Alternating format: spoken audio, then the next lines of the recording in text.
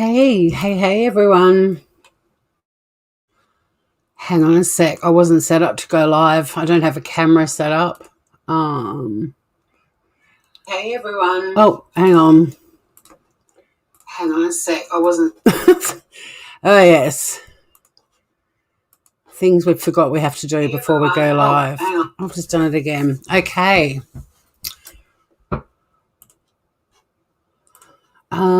Let me just check to bring up something for my microphone.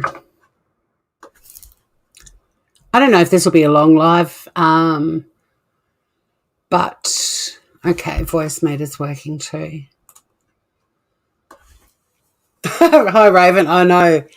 I'm totally living up to the Traces of Nuts name tonight. That's for sure. How you doing? Some of my subs probably don't even know this story. So you may not find it very interesting, but it's kind of been the hot topic on YouTube for quite a few days outside of the Diane's Channel saga.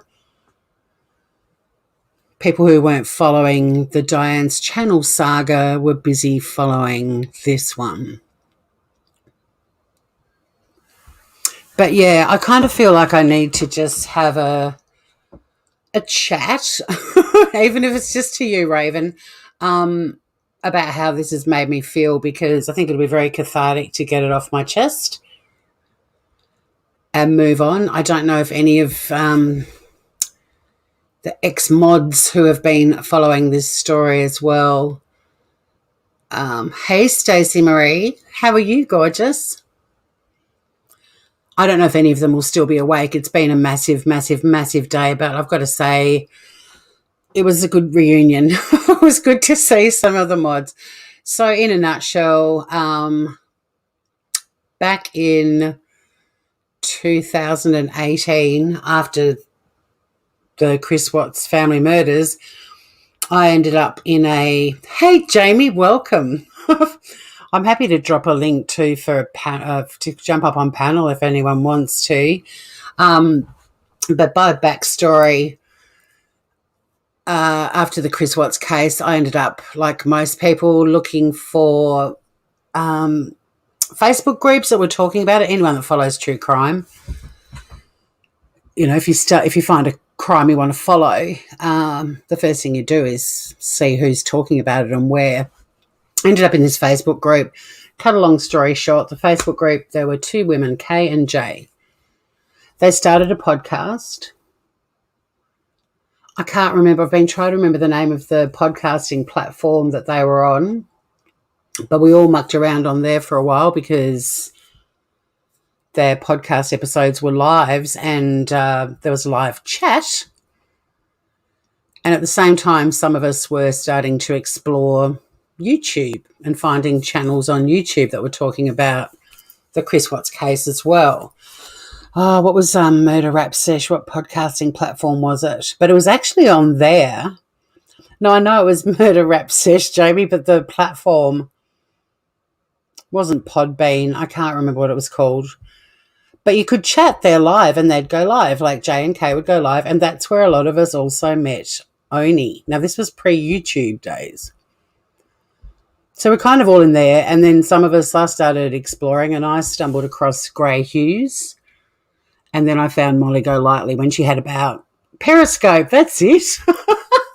Oh, it was a massive day, Francesca. It was. Not that I would wish anything bad on anyone, but, you know, sometimes karma takes the wheel and you just got to sit back and watch it, right? Hello, beautiful Kylie. So eventually, we all started finding channels on YouTube. I was watching Molly Golightly when she had about 3,000 subs and would have the most incredible meltdowns. Massive flashbacks. Oh, no, it's like it feels so cathartic but also so triggering. And the one good thing about it is a lot of us have similar stories. And I'm not here to spill tea, by the way. I'm not. That's not my style. But I am here to talk about how it feels when you feel like you've been walking around with a secret for a couple of years and you haven't been able to talk about it because you've lived in fear of ramifications because you've seen it happen firsthand, and it could still happen firsthand. But I feel that it's important to acknowledge that I'm not carrying this around with me on my own. Well, not on my own. I've stayed close to quite a few of the girls that were, well, two of the girls that were we were mods. Well, there was three for a while, and one of them's still around, I'm sure, but I haven't spoken with her in a while. So we've been able to talk about it with each other and sort of hold each other's hands through it. And it didn't happen that this all was going down when I was also burning out in a very intense corporate job. I'd never experienced anxiety in my life. I was burning out, and then along came the Watts family murders, and by then I was truly burnt out, and it became my entertainment when I was at home and discovering the whole world of YouTube and all of that sort of stuff.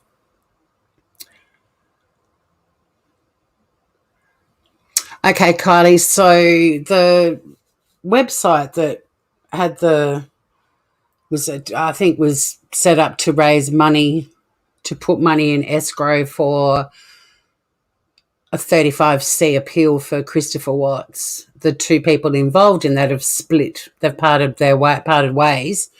One of them was Jayers for Justice. The other one's a girl I'd never heard of until all of this stuff started coming out a couple of months ago now. Like, it's been brewing. It has been brewing. Not the website falling apart, but just the whole thing has just been bubbling at the surface. It's like, oh, I don't think this is going to end very well. Yeah, I think we all need a bit of healing, Francesca, and this is, I guess, one of the ways. You were Lady Pegasus, you were one of the early mods, but you weren't included in the Wrench crew, which was something that I always struggled with, was that new mods that were being added were not being added into this group chat, and we didn't really have a lot of directions we were told to follow. I can't really remember any directions. Because of time zones too, I didn't actually get to mod that much. Hi, Mercedes girl. Good to see you. Oh, this is welcome to the first. This is the quietest therapy. I'm sure that Critical K or someone will do a massive thing and have 1,000 people doing group hugs and stuff. This is just a little post revelation, I guess, live of K's.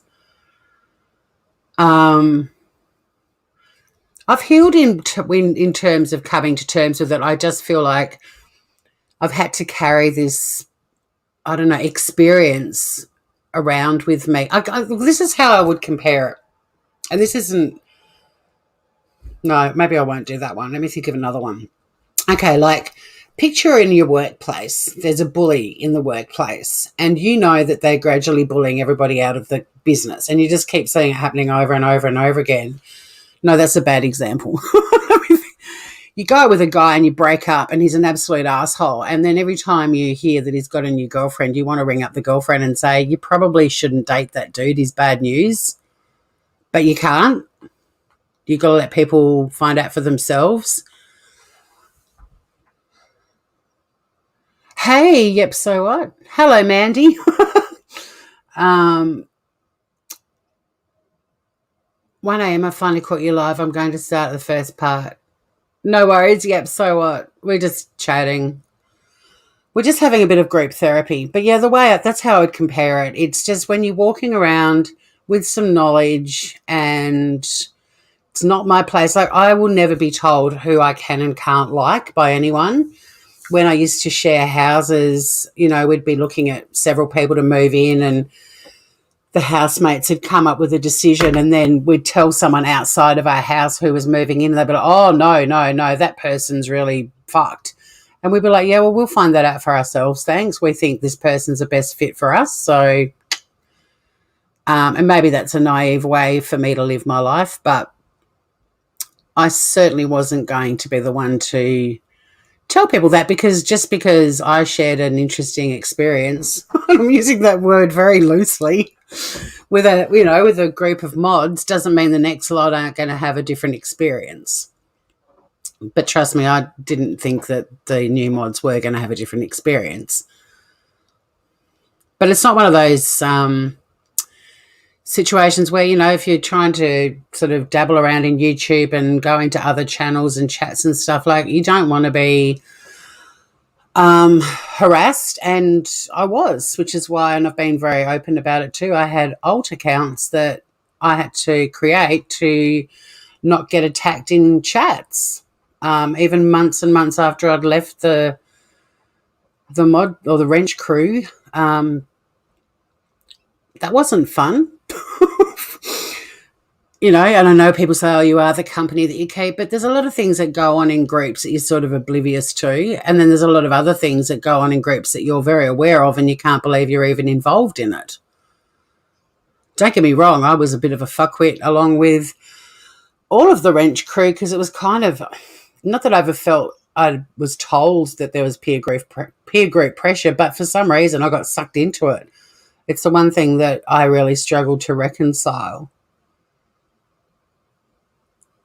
And I don't think I was doing it to try and fit in. Like, we already were all a pretty tight little group. It just became a weird part of that culture.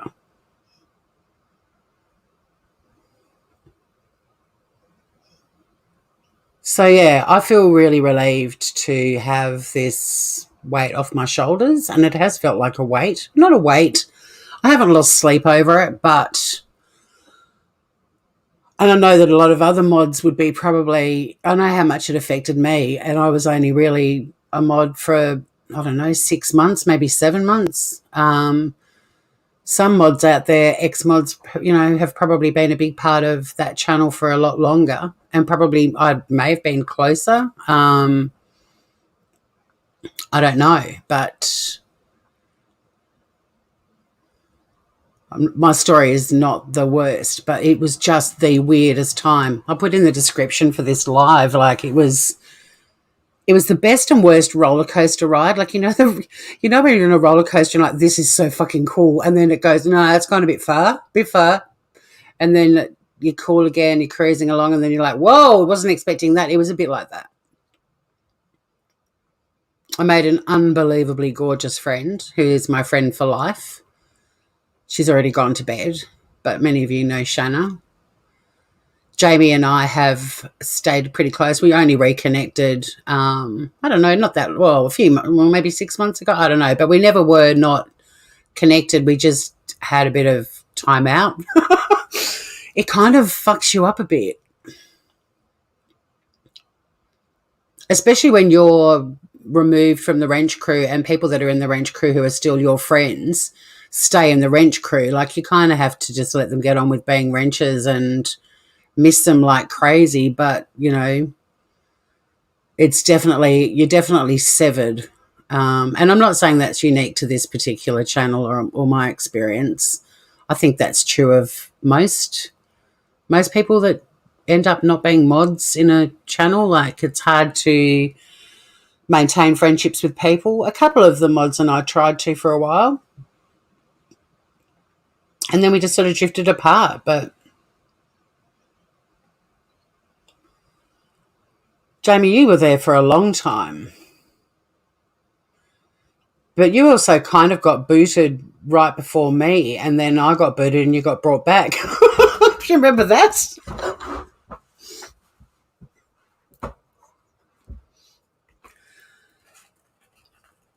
I mean, I fucked up because, as far as Jay was concerned, because she didn't like Life Perplexed. I like channels that are entertaining. I don't necessarily always like the people, but fuck it. If they make me laugh, if they have good train wreck viewing, if they get fired up about shit, of course I'll watch it. It's the opposite to me. Like, I'm not one of these fired up, shouty people. But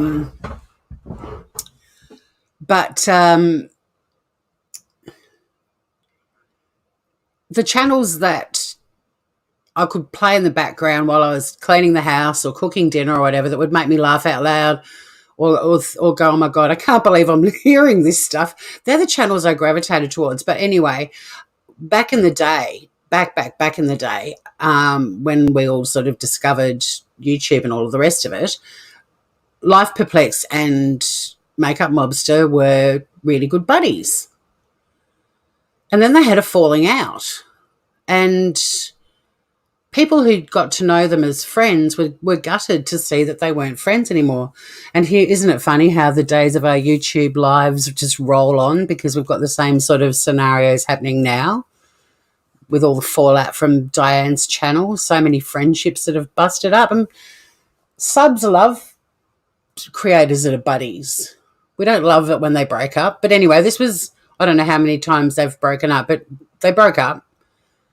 And there was a fair bit of silence between them, and it wasn't good. And I felt invested in both of them because I found both of them entertaining. But one day, Laura handed an olive branch out to Makeup Mobster. And I was fucking proud of her for doing that. And I gave Laura a $10 super chat.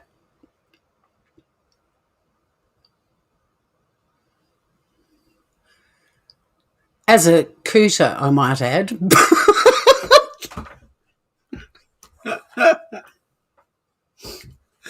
I donated as my cooter, who I've talked about openly about being a cooter.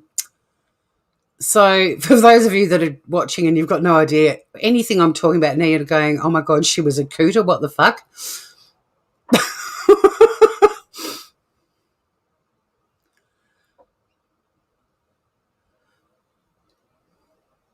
But yeah, I put some little comment like the cream always rises to the top or something. And I was genuinely proud of seeing a YouTube creator handing out the olive branch to her former buddy that had a falling out. It was beautiful. Like, watching YouTube is like watching a soap opera. And when there are characters in the show that you find entertaining and you're connected to them, not necessarily, like I said, condone everything they do or say, fuck no, but if you feel a connection to them and they have a little breakup and then they get back together, it's a happy day, right? Jamie was a cooter too. The original cooters were great cooters, and then it just got out of hand. And, oh my God, have you guys seen? I saw it the other day on YouTube. There's a channel that's got the Cooter Cartel. It's like, what the fuck?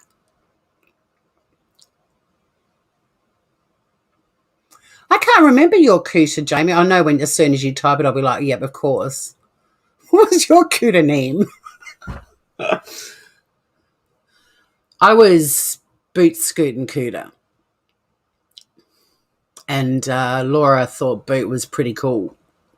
We had a bit of a thing. But yeah, so Boot dropped $10, and the next thing, the entire wrench chat had emptied except for me, a real life friend of Jay's who was lovely, and another wrench who I stayed in touch with for a long time, and certainly no hard feelings between us. We just kind of drifted apart. Once in a blue moon, one of us will pop back in and go, where have you been?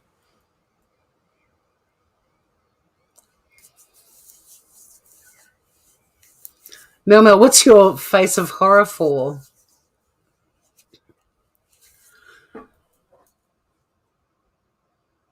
Yeah, I know. Were you a cooter, like, with a geographical name? I don't mean like cooter from Minnesota. Not that that was a cooter, but telling secrets. No, not yet. No, and I'm not. There's some stuff that will definitely stay in the vault.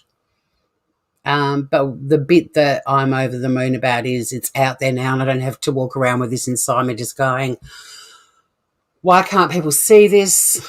How is this still happening? And now there's a whole heap of us that have reunited and had a big group hug. And like I said, my Well, you were Rooter-cooter, weren't you?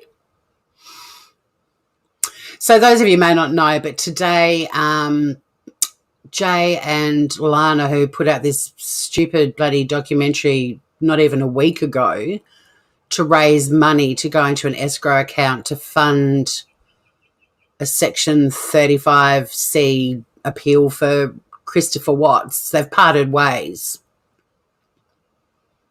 It's big news on the tubes. There was a lot of stuff that was mentioned in the live that I've had pretty much playing all afternoon while I've been pottering around on my deck. In gale force winds, I might add. It's fucking freezing out there today. But it turns into autumn and already it's like, oh, where's my beanie gone? Like, it's so cold. Yeah, I think you were Rooter-cooter. Anywho, they've split, right? So no surprises there, but probably happened a bit quicker than I think anyone was expecting. Now, there was a lot of tea being spilt on other channels. I'm not down for that. I'm not repeating the tea, but you will certainly, if you want to go delving around the YouTubes, there's tea to be seen. But I'm not going down that road because the salacious gossip side of it, or even the salacious factual side of it, that will all come out. For me, I just feel like I can finally talk about it and know that there's a heap of other ex-mods, a shitload of us, in fact, fucking thousands almost, to talk to or cry with or get drunk with, whatever it takes. People, you just do whatever it takes. Oh, yeah, 70s bush cooter. Would it have to be a 70s porn cooter? Kylie. It has caused me a lot of pain, Melma, and yeah, you're very aware of that. And in my defence too, although Mel and I talk about hearts a lot, I didn't tell her the full story. That will stay in the vault. My story is really no different to many other stories. But it's just, I felt like I had my wings clipped. I felt like I had to be an alt if I went into other channels, even after, this is after, well, not just after I was de-wrenched, but even before, when I was still a mod, going into other channels and chats and stuff, if it was someone that she didn't like, it was not good, And that's how she is. Some creators are like that, some aren't, but I'm a some aren't one. People who come into my chat come from all kinds of random places all over YouTube. I've had some of my subs contact me behind the scenes and say, this person's in your chat and I don't like them. And it's like, that's on you, mate, not me. Block them. As long as people came into my chat and didn't have a crack at other creators or my guests or me, everyone was pretty much allowed to be here because that's how my channels run. But when people walk into a cocktail party, if there's someone in the room that they don't like, what do? You avoid them. You politely say hello if you happen to walk past them. You might even raise your glass to them, and that's it. You move on. And I have the same rules on my channel. So unless people draw their swords and start fucking chopping each other's heads off in my chat, you can all be here. I've had RDA, Boyd, feuding creators, all kinds of random people. And I also attract a shitload of really random people too. But I'm not going to kick them out of my channel unless they're dickheads. Hi, Eritrea. How are you? This is the first time you've been to my channel, I reckon. Look at my hashtag J for J, bringing all the boys and girls to the yard. But yeah, there's a lot of stuff that if you're here for the tea, nah, it's not my thing. I did have a really good time when I was in the wrench crew too. So, you know, I'm going to honour that and the good things that came from it, the friendships and the things that I learned, and I had a shitload of fun. And I'm respecting that. But on the flip side of it, it was also um, the roller coaster ride that made you want to throw up a lot. That came with the great stuff. You know, it was a pair, and you can't have one without the other. And the good was really, really good. We had some of the funniest fucking times, honestly, and I needed it. I was burning out like a meteor in my corporate role, and to find these random people all connected because we're all following this case and somehow ended up in this Facebook group that ended up in a podcast on Periscope that eventually moved to YouTube. It was like the randomness of us all being thrown together. And I've got to give Jay credit. I have to give her credit. She did have the capacity to bring a lot of really great like-minded people together, which is why when everything turned to shit, it was so confusing, because it never in my wildest dreams, never did I imagine what was going to happen, and also how much it was going to impact me, not just on YouTube but in my real life. Tori, read my comment above. Sorry, I'll start chatting with yeah, Mob Boss too. I forgot Mob Boss. You're not a random Mel. Hey, Casper. Well, it's good to have you here, Eritrea. We do love trolls. Funny trolls are hilarious. I get some good ones. You did dodge a bullet, Lady Pegasus. Tori, read my comment above. I scrolled up and couldn't see it. I saw awesome and net. Oh, hang on, I'll keep going. Ding, ding, ding, ding, ding. I'm so thankful to have met y'all, though, because y'all truly mean a lot to me. Y'all helped me get through and back to myself. Oh, sorry, I didn't mention that. Sorry, Dylan. Yes, we did have a very beautiful, tight circle, and we fucking laughed a lot. Now, Jay did start to get a bit serious when her channel was taking off and she was becoming a busy creator. And I think sometimes all of our mucking around gave her the shits. But fuck, we laughed. We had some really good laughs.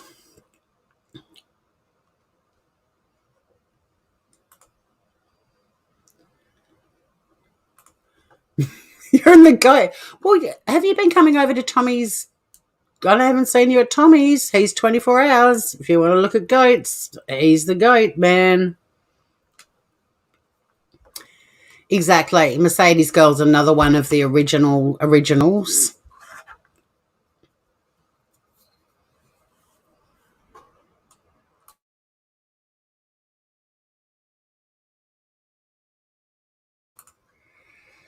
And yeah, we did have a great time. Does anyone want a link? Oh, you've got some live ones. Oh my God. Are they baby ones? Like pygmy ones?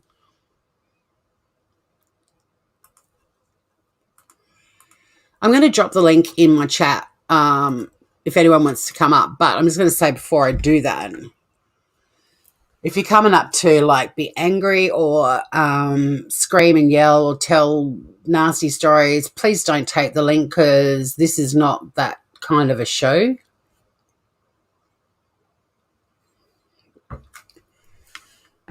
A lot of us have actually felt today was both really cathartic but also very triggering. And you guys know how I feel about words like triggering, but holy fuck, today, yep, there was triggering. There was. It was the best of times and the worst of times. So, yeah, more than happy to drop the link if people just want to come up and have a chat and a bit of a gentle therapy session. I'm drinking a cup of tea. I should be sculling out of a bottle of rum. Neat. I've got Kraken. I just don't have anything to put with it.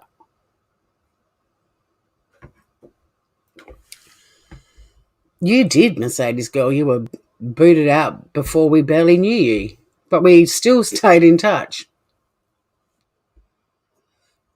even in that short space of time, we all were a tight little mob. And like I said, the goodness of it all was so good. And that's why I do want to keep things in the vault. Like if anyone jumps up on panel and starts like spilling tea, I'm going to boot you. Hey, Grandma Ducky. Yo, yo, yo. Fuck, there's another scandal. So, yeah, the link's going in. Feel free to join. You don't have to cam up. If I know you, I'm pretty sure I know most people here.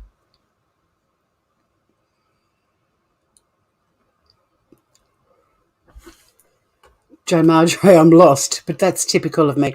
Well, okay, well, in a nutshell, the channel that was the website that was going to raise money to fund an appeal for Christopher Watts has imploded.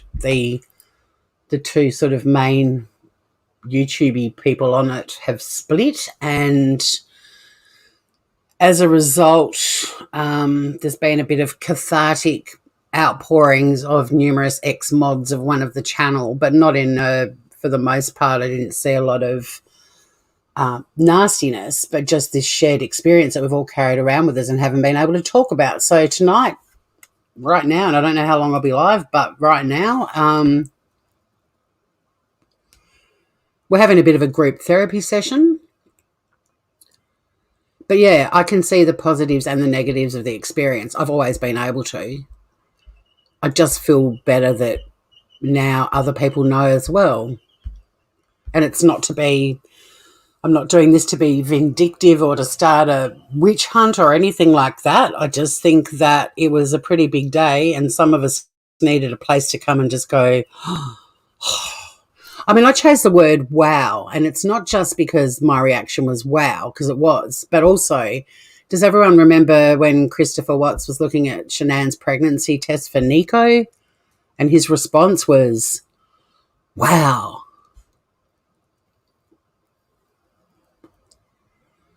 Seemed kind of fitting. Oh my, yep, so what, the Molly Golightly one. Do you know that was my most watched video until my beautiful cat Biscuit died? And now she is my most watched video. Thank God.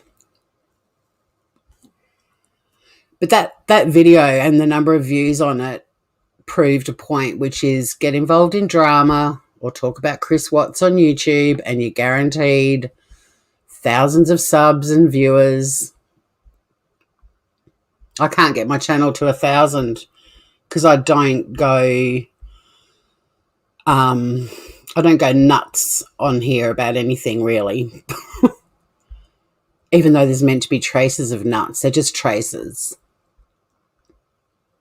Thanks, Eritrea. It's been awful. It was only 2 weeks ago yesterday, so I'm still pretty broken. But my friend Beck sent me the most beautiful. I got sent a lot of flowers in the first week, and then this beautiful, amazingly beautiful bunch of flowers. It's not a bunch; it's like a hat box. Oh my God, it's so stunning. But she also wrote me this incredibly beautiful card. But I did get a bit teary again, and I keep looking at this cat. But I think it's still too soon, but they can't hold them, but I sort of, because Biscuit was such a celebrity, and she's a mural for this cat centre, right? So I feel like saying if I fund her boarding for the next 2 weeks. Here comes the lovely Jamie. Hey, gorgeous. Hey. How are what you? a day. I feel quite, crazy. yeah, I'm exhausted, but I feel quite calm and relaxed, actually. How do you feel?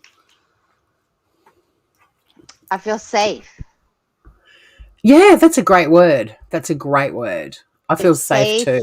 To just go anywhere and say, yeah, that was me.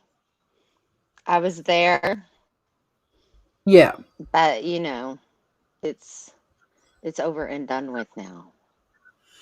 That's how I feel about it. Me too. And it's funny that it happened really such a long time ago. I mean, we all met at the end of 2000 or late 2018, and I got booted after Easter in 2019. I've got a feeling it was around June. So probably was there for more like 9 months, actually. I could have had a baby in that time. Oh my God, you did. But yeah, I'm hoping to have the channel like this.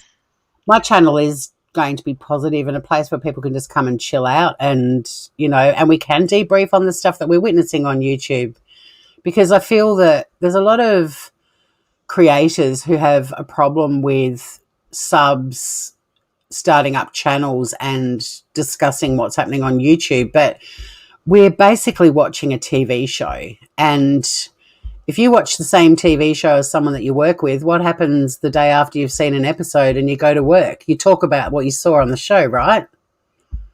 Right.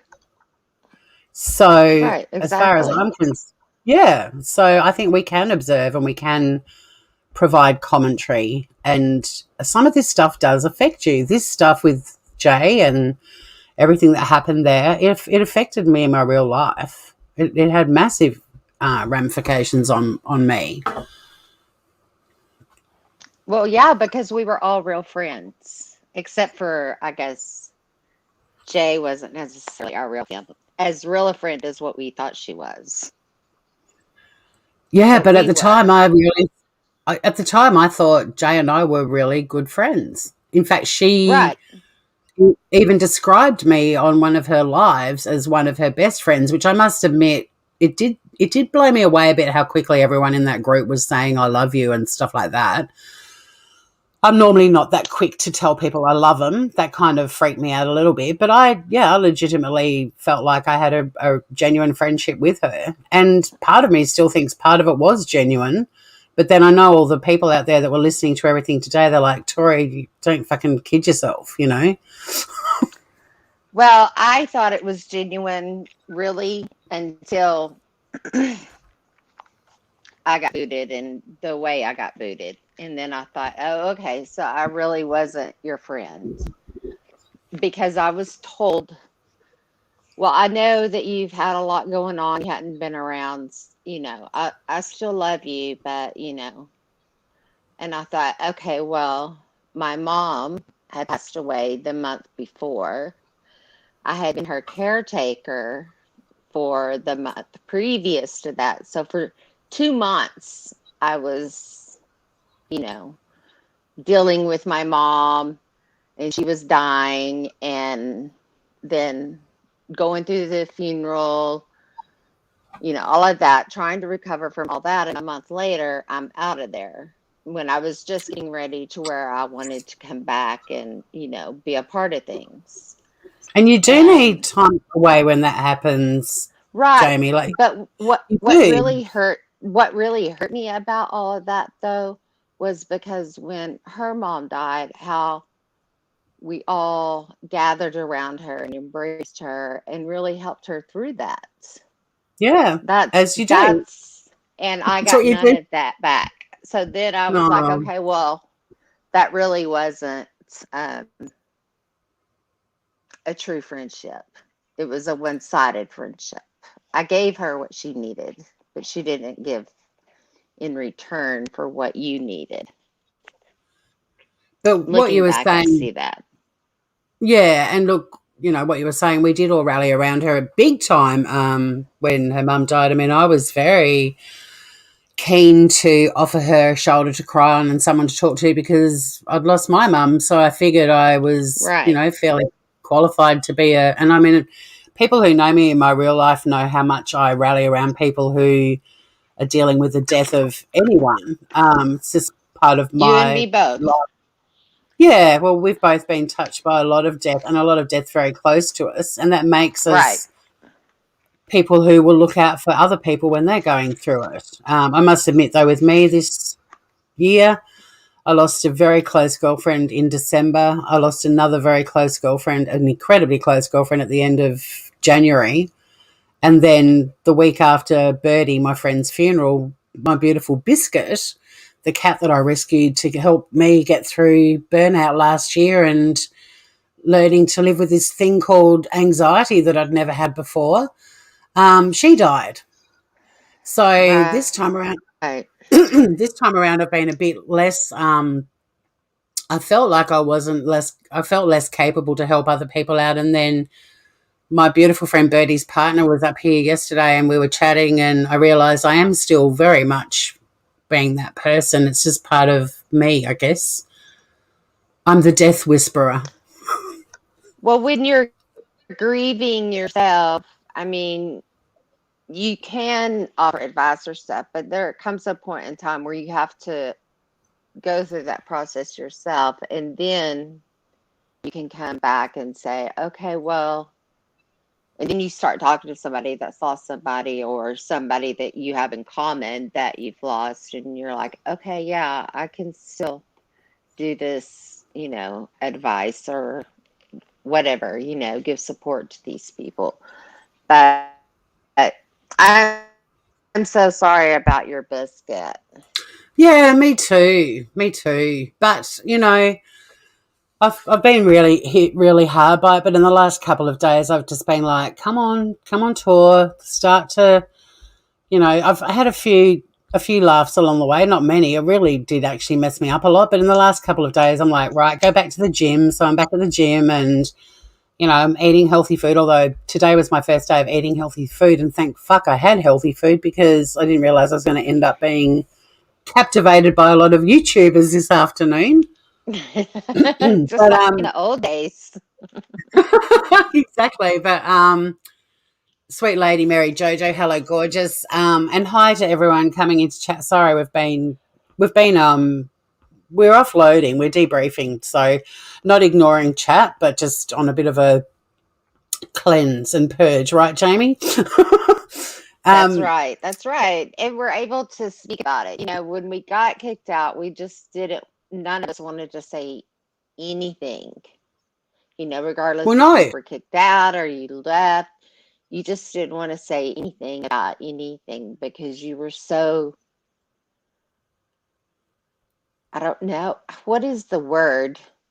It's not like, I mean, you were shook, but it's almost like you were traumatized. That's what it was. You were just so traumatized by the ups and the downs and the really high highs and the really low lows and the everything that was going on. And then you step back after a while, after you're bitter or whatever, and you think, some of that was her putting us against one another, and just we're fighting. You Well, get to there is that, fighting or but whatever. yeah, she did. I mean, there was definitely some pitting against other mods going on, but with me, it was more, I was actually, and I wasn't heavily involved. Someone mentioned earlier in chat the cunt list, and I was actually very vocal at the time about taking people off it. In fact, that was all I actually managed to achieve. I didn't put anyone on it, but I actually felt Okay, well, ashamed. not to say it, who was the keeper? Well, I wasn't going to say anything, but This is what gives me PTSD some of the most when people, oh, the C list, the cunt list. you were the I keeper was the with a keeper. keeper with a I was C the of the cunt keeper, list, right? So but I didn't like put people on it. I mean, I did type people on it. I was just the keeper of it because at that time I was like Jay's assistant, and people, other mods or whatever, were saying, oh, this person needs to be on it, that person needs to be on it. And at that time, we were so new to the whole YouTube thing that we didn't know who was who or who was good or who was bad. And I want everybody to know that the name of it came from Oni because Oni used to always call Jay, you're just a nasty cunt or whatever. He said that word constantly. And it was a joke to name that word, but I also see how very hurtful that is to people, and people were taking off of it. Yeah, and that's, going Jamie, away. that's where I was just going to say with me when we all kind of get booted and you're out in the community. When I got picked on by a lot of Jay's mods if I was in other channels as me, which is why I created an alt account and hid behind that. But I actually felt, even though the cunt list wasn't something that I was actively adding to, in fact, I think I was one of the few, if not the only mods who asked for certain people to be taken off it. Um, but I actually I felt like I deserved people to look at me sideways and think I was a shifty bitch. And not that I am, and I know exactly what I did, but I also know at the time there were times in the wrench chat where people were being slammed and I'd kind of find myself in there going, oh, yeah, they're a fuckwit, like I'd say stupid shit. And I was embarrassed about that. And I kind of felt if anyone was going to tar me with the same brush as anyone else, that I kind of deserved it because I was a dickhead. I mean, I wasn't the worst dickhead, but I was still a dickhead. No, no. And I was very uncomfortable with some of Me that went too, me too, on. and I'm And I me just too. wouldn't But comment on a lot of it. well, I was uncomfortable too, which is where the whole thing is weird because at times I felt I could speak up, like asking for people to be taken off the cunt list. But in other respects, even though I felt uncomfortable saying stuff, and I was aware of that, I felt it was safer to stay there and be a bit of a dickhead than speak up because I saw what happened if you did. I kind of, we Exactly. witnessed quite a few de-wrenchings before our turn came, and you kind of weighed up the odds. I mean, even Shanna's asleep now, but if she comes on my channel tomorrow, because I'll go live about it tomorrow, but she and I wanted to leave for a while, and we ended up constantly discussing how we could leave and how we could leave without ending up, being harassed around YouTube. And every time we came up with we've got to do it. This is getting really bad. And luckily for me, in a way, like with my burnout and stuff, and the time zones, I was able to distance myself a bit. But we Hmm. talked about it so many times. I mean, I had no fucking idea that giving Life Perplexed $10 because she was trying to mend the bridge, fix her friendship, or at least just, reach a truce with Makeup Mobster. It was giving her $10 because I was impressed by that. Then I got booted. But in a way, I was like, thank fuck I'm out of there because leaving was not a pretty option. Right. That's Right. how I felt, you know. And yeah, there were times that I felt like I was a dickhead, but I also thought that being a dickhead was the lesser of two evils in a way, because speaking up or causing trouble, you didn't know what was going to follow, and what followed when I did get booted was still pretty bad. But also the stuff that we were going through before we were booted was bad too. There was a lot of people Right. that were very vocal about Jay's channel and Hmm. showed private chats and all sorts of stuff, and there were our names, and not our YouTube names, people, but Our real our, fa- names. our Facebook names, our real names, and Because we some were people all have in there under our real names. in Messenger. We're in a Messenger chat, and then the next thing, there's all of our real names, faces. Some of the mods had their children in their photos, and all of that was bang all over YouTube. And it was like, it felt like month after month after month. Wasn't that long, but you'd wake up and it'd be another video with our names out there. And it's like, fuck, Right. this is really fucked. Did I support the fundraiser for? Are you kidding me? Yet? So what? I was probably one of the first people in this Facebook group where I met Jay and Kay. To be very vocal about how I was 100% convinced Chris Watts did it from the start. I've never had a different view of that at all. And the reason is because in Australia there was a woman by the name of Alison Baden Clay, and her husband Gerard gave a speech outside his house almost identical to the one that Christopher Watts gave, and not in words but in behaviour, body language. And right from the start, I had no doubt it was Chris. And I actually got kicked out of a Facebook group for not critically thinking and budging off from my position. But my hinky meter went off, and sometimes, I mean, I'm all for critical thinking, but sometimes you just got to listen to your hinky meter, you know? Right. Right. And I was one of the ones too that thought he was guilty from the very, very beginning. And when I came on to Jay was right after the breakup of I had just finished the or murder rap sesh podcast.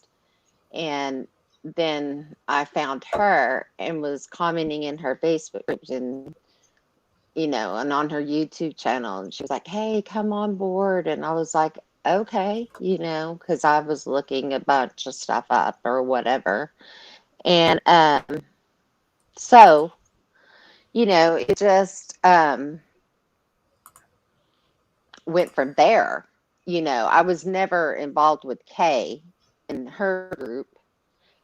I came right after that. And, but with you, Tori, part of the reason why you got booted, and I don't think you know that this is the connection. Yeah, you gave that $10 super chat. Do you want me to tell you? It's not too bad. I don't know. I don't want it to be a tea spilling thing, especially if it's about me, because I might have a. No. It's not really a tea spilling. It was. I don't have any alcohol near me and feel like I'll need it. No. You gave that $10 super chat, and it wasn't necessarily.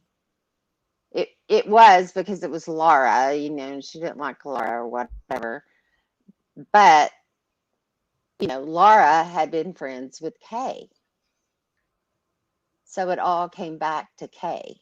Really, is why she kicked you out. Well, today is the first day I've actually been in Critical K's as my real name and chatting in her chat. I haven't, I have to say, really followed either of them.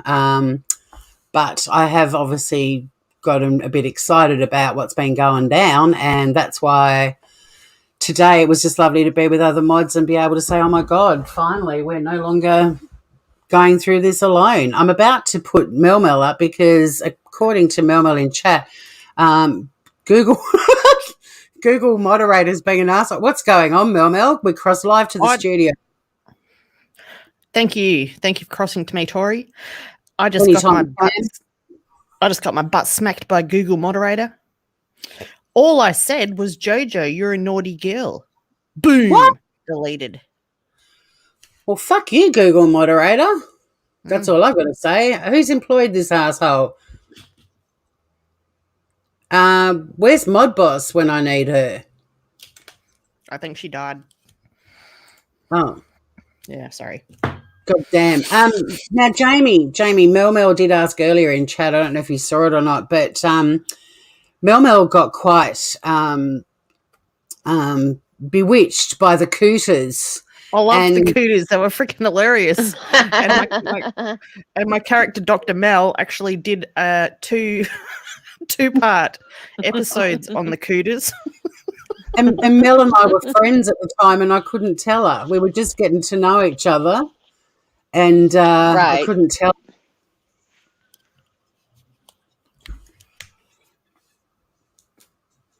Did they just was you giving Google moderator the finger then, or the cooters?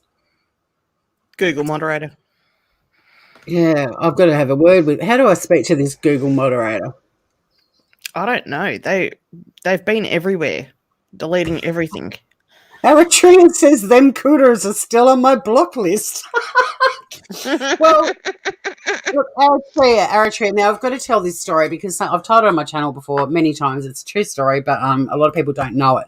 The original cooters, there was only like 4 or 5 of us maximum.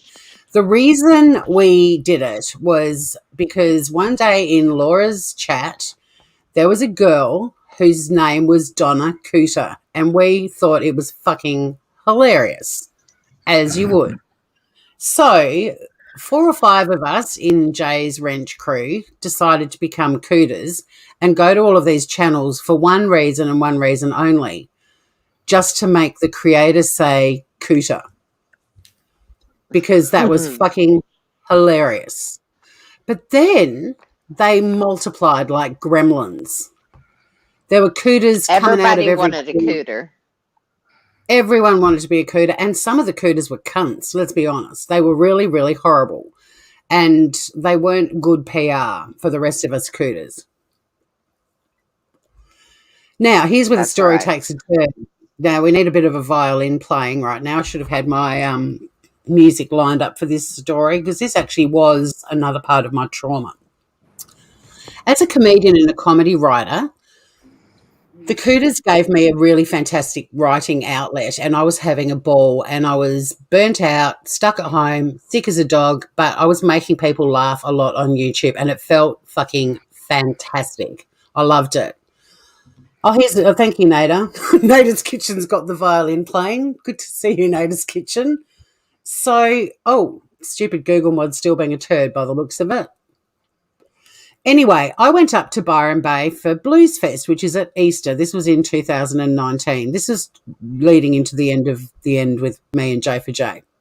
And while I was up there, I was staying at a house that had really shitty internet reception. I don't know if you remember this or not, Jamie, but I couldn't really participate much on anything at all when I was at this house. And when I wasn't at the house, I was at a fucking music festival. I'm hardly going to be watching YouTube or on Messenger when I'm watching David Gray performing 10 feet in front of me, right? So I'm there, but while I'm there, this story starts unraveling, this plan to have a cooter channel. And I wanted to say, please don't do that, because you're going to out all of us. And it's fun to be mysterious. Like, no one had a clue who we were. Anywho, Jay used a channel of hers that already had, 6,000 subs on it, and created this cooter channel, and we were all outed, and I was devastated, because the end of this fun, creative writing experience that was making me feel amazing, that channel exposed us all, and that was the end of the cooters. It was a very sad time for me, Jamie. I know it was. I know you were very sad that the cooters had to end. Oh my God, 'Cause Mandy's in you chat. Though. were the best Mandy's. cooter. I was the well, thank you. Actually, Mel is, I don't know if she's muted herself or not, but she did tell me when I told her which cooter I was, she was like, she loved Boots, Scoot and Cooter. But Mandy, Yes. there was a time, and I don't know if you'll remember this or not, but I did a live, but I did it live from, this was back when I used to use Streamlabs, and I hadn't changed my YouTube profile. I actually went live, and it uploaded to my Boots, Scoot and Cooter channel. And Mandy, you thought I was being set up as being a cooter. Do you remember that?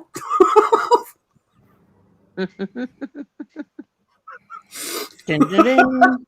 Mandy was messaging Jay, because Mandy wasn't, I don't think Mandy was even a mod anymore, but Mandy was messaging No. Jay going, someone's trying to set up Tori. They've uploaded one of her lives to Boots, Scoot and Cooter's channel, but it was actually me. I did it. Yes, and Oh, we cool. did. We would go into Mandy's chats, because that was the time when we were having when Mandy was making video after video after video of all of us, because of she thought that we had something to do with, we didn't. Us mods knew nothing of what was going on, but so she was trying to out us all. But yeah, Mandy just called me a so we shithead. would tell her. Well, Mandy, you were a shithead too for the videos, let's be honest. Like, even though you thought we were all involved, some of us weren't, and I've forgiven you, man. But what I was going to say was, yeah, and you got swatted, which is the worst thing out of anything that happened. But I did want to say, when I came to you as Boot, I think I'd still tried to be funny. But you were in your not funny mode, and I don't think my jokes went down very well. Which is often the case. You have no idea how much I love it when my sarcasm falls in a chat and I get timed out for it. I'm like, oh, fuck.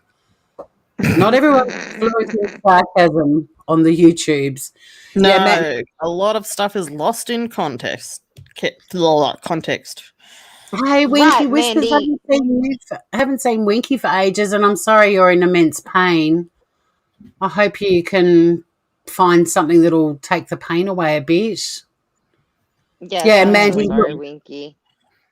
and Mandy, no doubt about it. The swatting was terrible. I mean, I can't believe that stuff even happens. I still can't get my head around it. I like to think that the Australian police, if they got a call saying someone's on YouTube being a fuckwit, the cops would be like, "Yeah, fuck off," and that would be it. Like Right. it's just not something that would happen here. Having said that, now I'm thinking, is my door locked?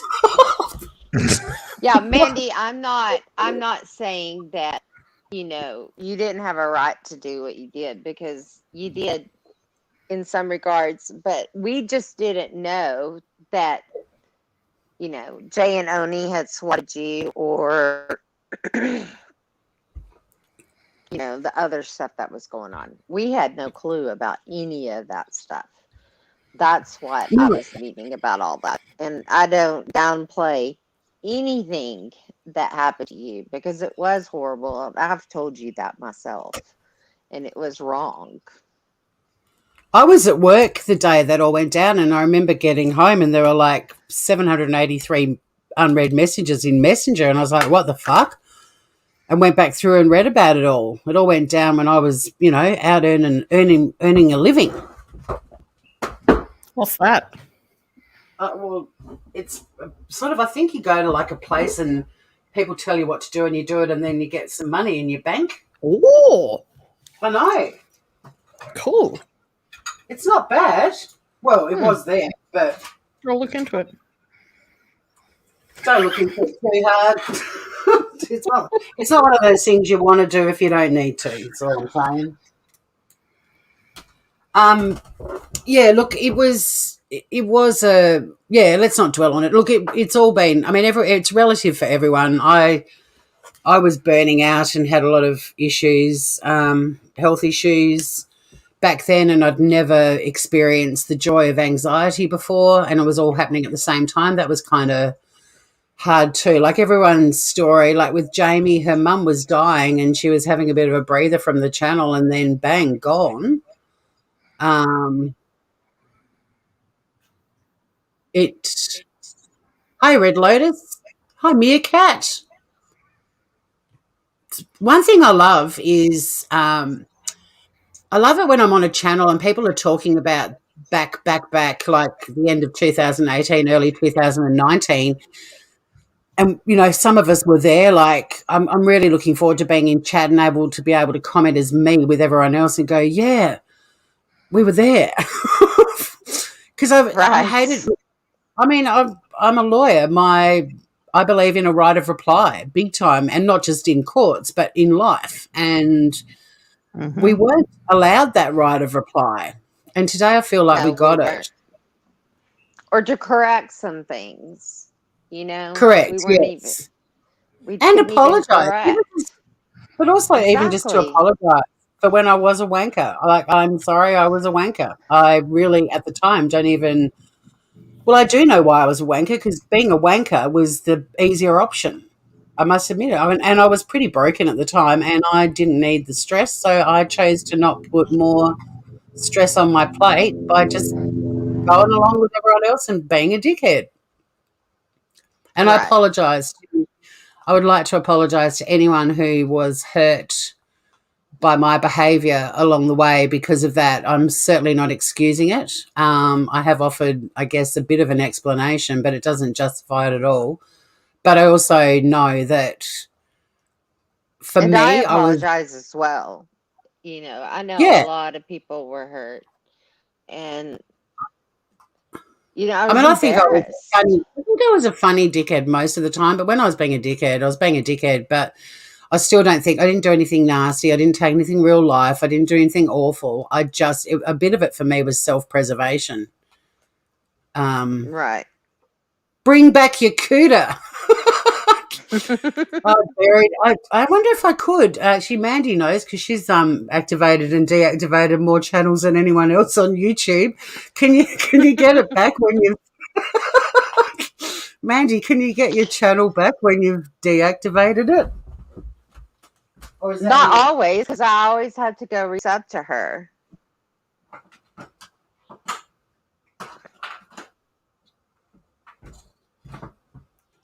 When she getting comes dark. back. I'd bring back Boot Scoot and Cooter with pride. But back in the day, I was so upset that because there's a band in Australia called Tism. Mel can back me on this. And Yep. they're a group of guys in Melbourne, Australia, who put out some pretty awesome songs, including I'm on the Drug That Killed River Phoenix and Greg the Stop Sign. Anywho, they performed in masks, which is kind of interesting now that everyone's wearing masks on the planet, and no one has a fucking clue who they were. And to this day, their identities have been kept a secret, a heavily guarded one. And the Cooters was kind of like my amateur, lame ass, but still quite entertaining version of being part of TISM. Right. Yeah, it was fun. It was fun to go on and just say whatever.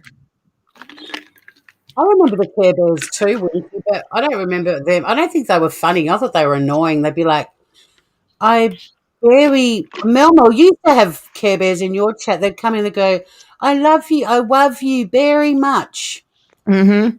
I've also had Jesus in my side chat, but I blocked the bastard.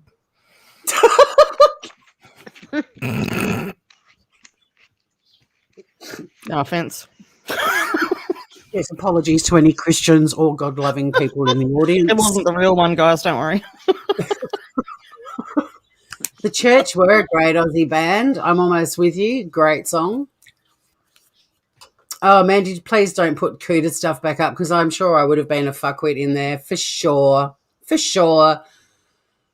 We weren't great buddies back then, though. At that time, as we've discussed, we don't need to keep digging up that. But there were Smurfs as well, Mercedes girl. There were Smurfs. Then there were the ponies, the high horses. There's obviously and there's a bunch of browns now. There is a massive bunch of browns. That's from Full On Dramas channel. Okay. Yeah, because a guy Mike Brown and his wife Brandy, and so everyone became a Brown. I'm pretty sure. Oh, okay. Yeah. Mandy says this is the Care Bears. They were always love bombing me, but it was weird to talk shit to cartoon bears that brought children happiness. Red Lotus knows who the Care Bears were. Can you say that? Hey? Can Red say? Well, that would be a controversial thing to occur on my chilled out little channel, wouldn't it? Oh, Mandy says it wasn't from her chat. It was the funny one. She laughed at the Cooters, just not when they were in her chat. Yeah, fair enough. Fair enough. The Cooters were a bit hangry. I think the Cooters were hangry when they came to your channel for a while there, Mandy. There was a crew of miseries. There's certainly a heap of J is for something. You know, they've all fill in the blanks trolls around now, but there were also quite a lot of Diane, Wendy, Randy ones floating around in recent times. Mm-hmm. There's Poshy for Prison with Diane's picture. Yep. My grandmother. Yep, so what's granddaughter is married to Grumpy Care Bear. Was there a Grumpy Care Bear? She's very advanced for her age, Illy. I reckon in my day, the Care Bears, there wasn't one grumpy. They were all happy, lovely. Yeah, Tori, this kid is also completely obsessed with my fucking Lynette. Right. She's a cracker. Awesome. She's bolshy and sassy. We like Illy. Use your own bloody name. Don't know what that was in reference to. Mandy was on a diet. I know, we're all a bit hangry. Like Red Lotus isn't going to say it doesn't matter. No, it doesn't matter anymore. But I don't know. I didn't like them. I think you're very, very lovely. Oh, fuck off. At least the cooters, at least the cooters were drinking moonshine and having fun.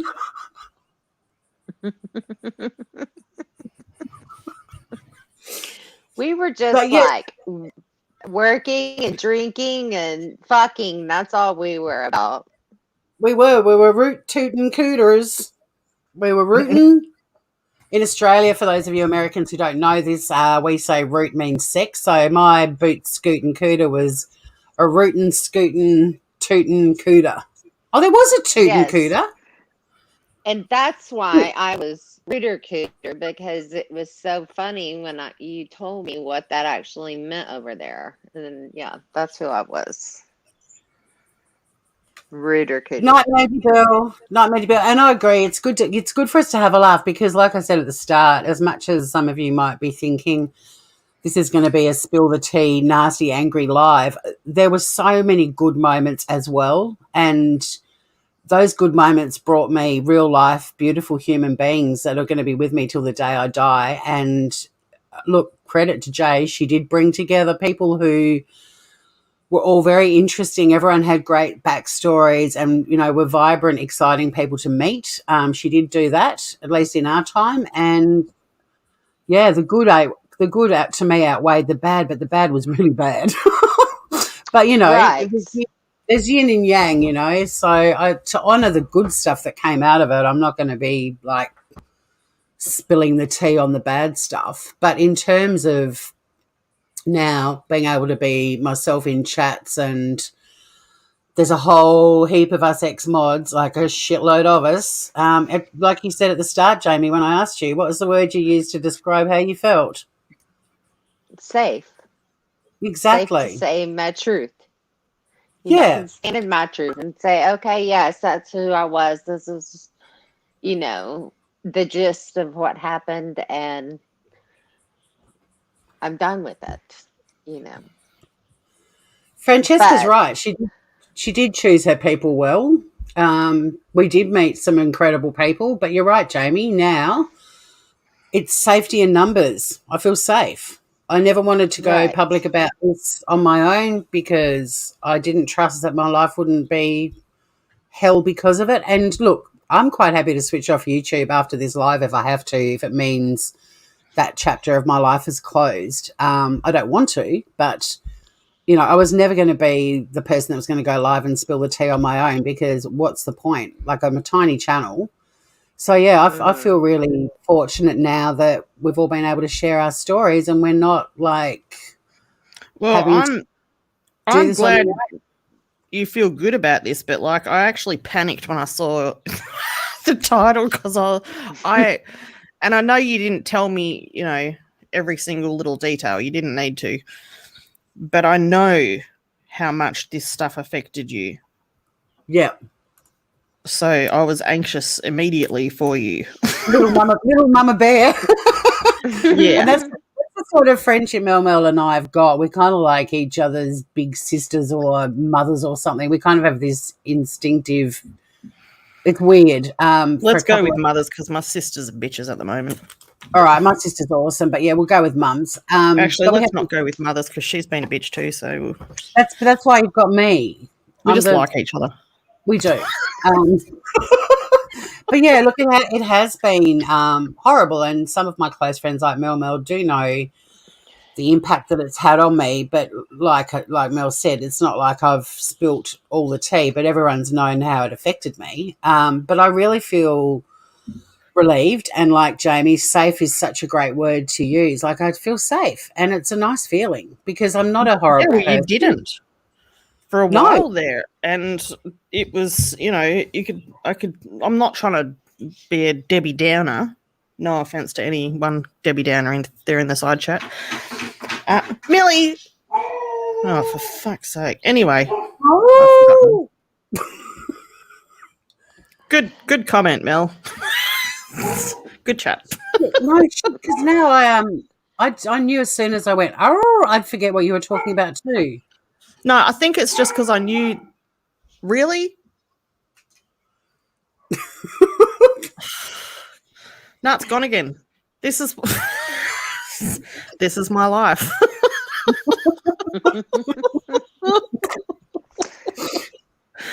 Well, you were talking about how close you were, that you were like, y'all were Yeah, like well, she didn't, sisters from other she misters. Thank you, Jamie, for being my brain.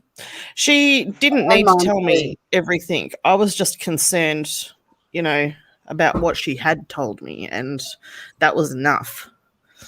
Like, it was just very disturbing.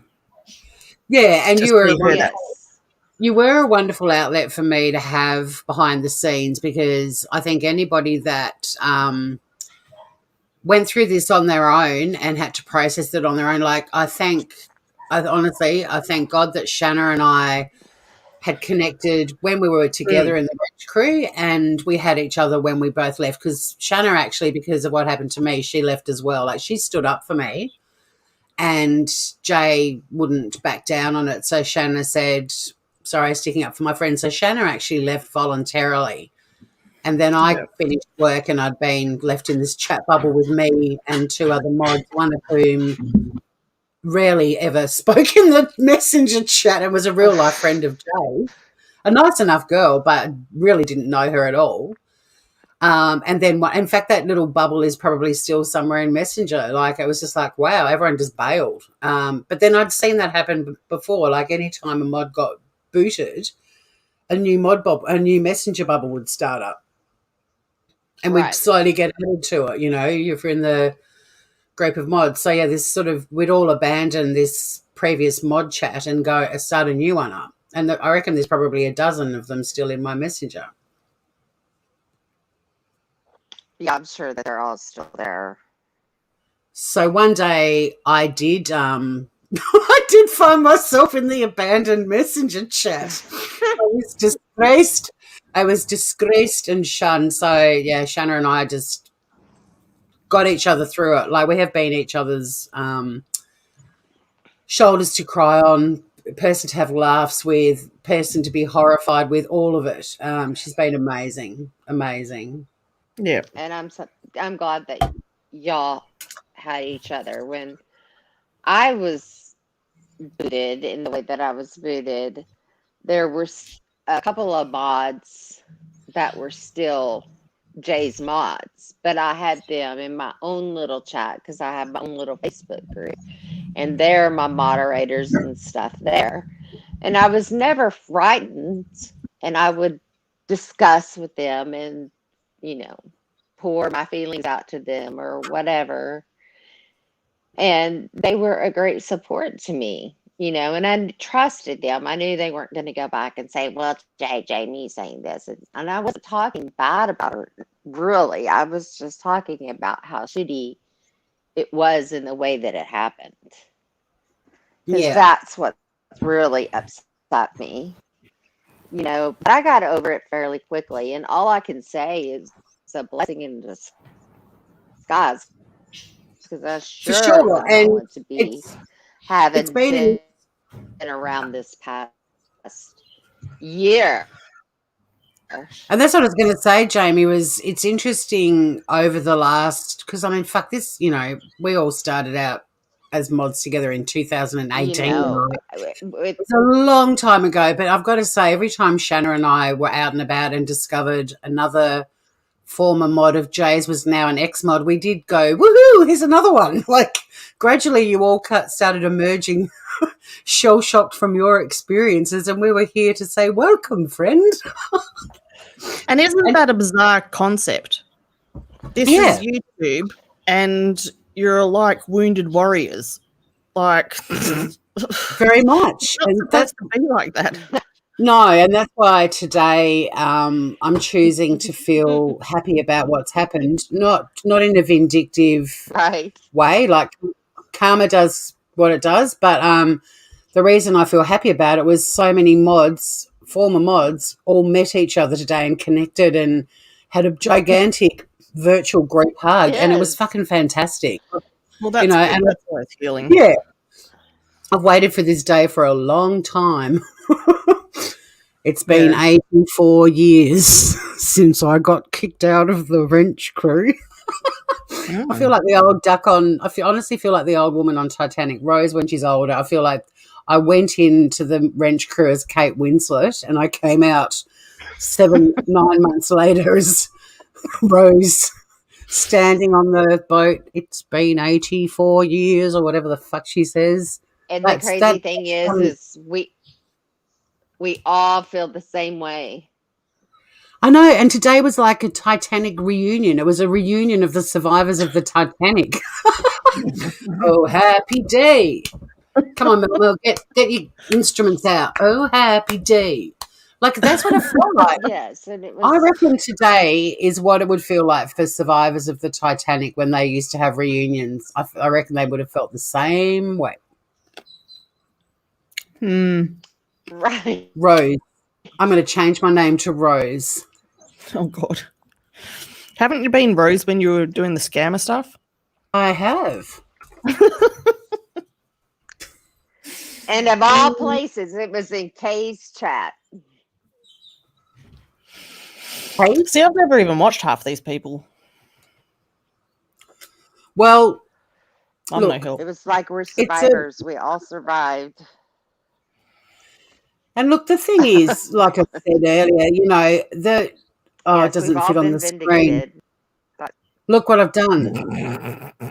I did have in brackets after it, but the old Rose, but it used up too many characters. You can only have 50, I've just learnt. So, the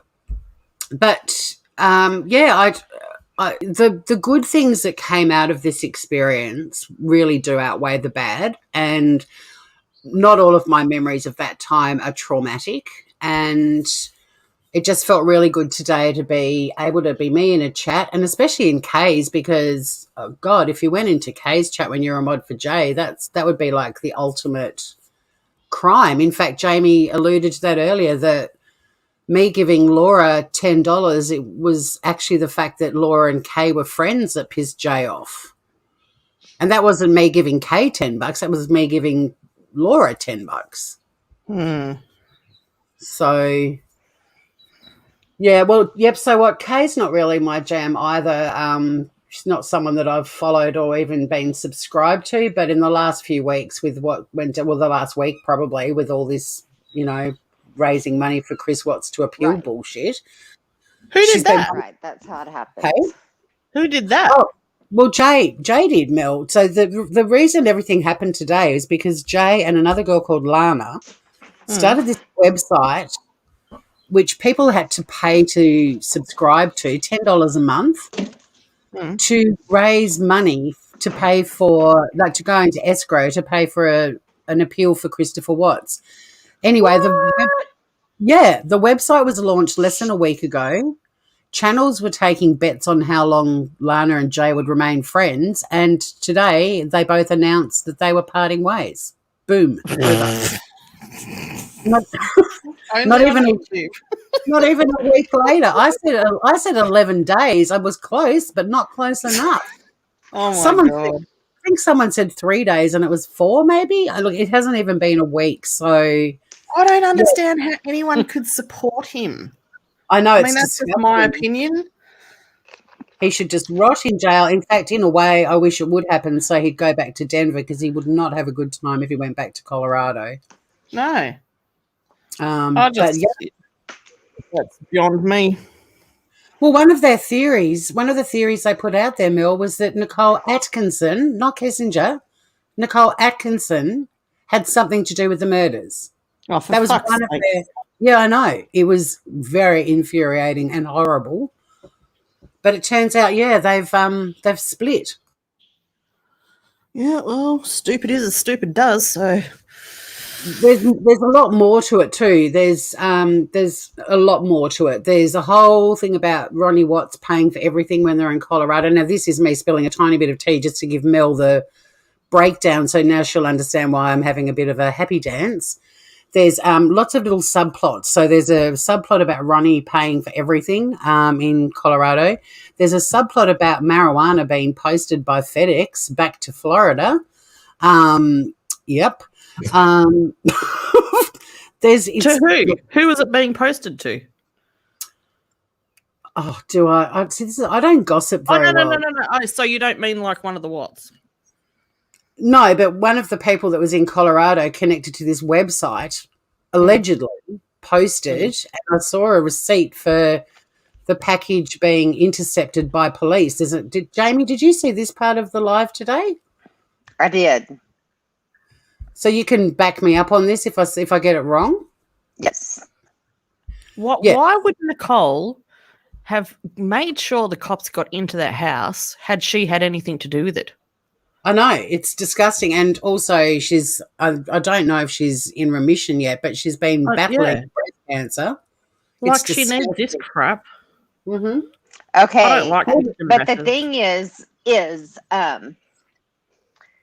was KK, the KK character that came along before Lana. I didn't really get into her. She was that Resolution and the Reckoning or something that channel. Cop. Well, she just sounded batshit crazy in the brief moment I saw something of hers, and there's no way I was going to listen to that. She's bullshit. the one that had the.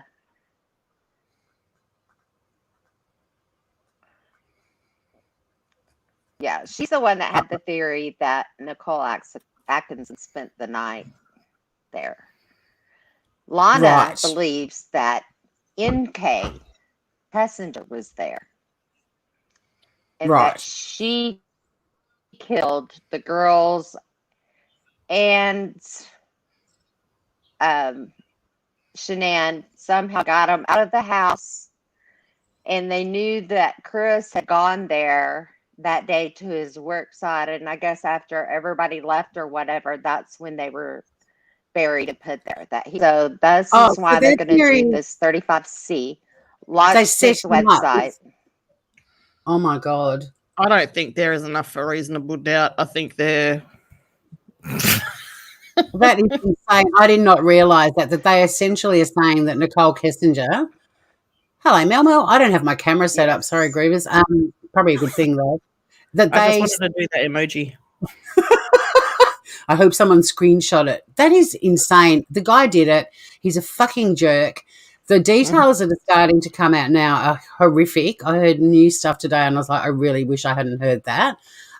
If it had gone to trial, all of that stuff would come out, and I don't think any of us would be remotely able to digest all of that extra information without it fucking with our heads somehow. Like, seriously, the stuff I heard today was like, whoa, no. Kind of wish I didn't hear that part of Kay's live, I've got to admit, but it was even more graphic. I can understand questioning things. I can understand having an open mind. But when you get to that point, you're just looking for views and money. Mm-hmm. Yeah, there you go. So there's another part to that. There's another part to that story, though, and it comes from in the discovery where Nicole Kessinger had Googled Shanann like a whole year before she ever met Chris, and she and Jim, they had done some kind of fitness. Don't bring Jim into this. Don't leave Jim out of this. They had done a fitness thing at the children's hospital where Shanann worked. And so they feel that Kessinger and Shanann actually had a run-in and a big blow-up. And that's the whole reason why when she started working in Anadarko, she targeted Chris, started this affair with him, and then killed his entire family and then planted them there. But how do you get past the fact that when he's sitting there in the interview room and he asked where they asked him where they were, he was correct on which child was in which name. Exactly. Like, it's absolutely ludicrous. Theory with Kessinger. The reality is, though, Jamie, it's not about proving that someone else might have done it, or Chris has been set up, or Chris was, treated poorly. It's about how much money can I make crapping on about this case for the rest of my YouTube channel's life. Mm-hmm. And there's more that do it. Oh, I know. If you put Chris Watts hashtag in your headline or in your tags and you go live, even if you don't talk about him, I always get way more people watching or more views after the event. Like, I've tried it. I've clickbaited. I've used Chris Bates as clickbait. Chris Watts. Christopher Bates, that suits him. Master Bates. But yeah, if you put Chris Watts anywhere, they come a running. But when Jay first started doing that side of the whole story, Chris's side, I thought, oh, okay, well, she's done everything possible she can on the other side of it. So maybe she's just like presenting this side of it, just to, get both sides. And then it started evolving into much more than that. And, I don't think that's why she was in for it. I think she always thought,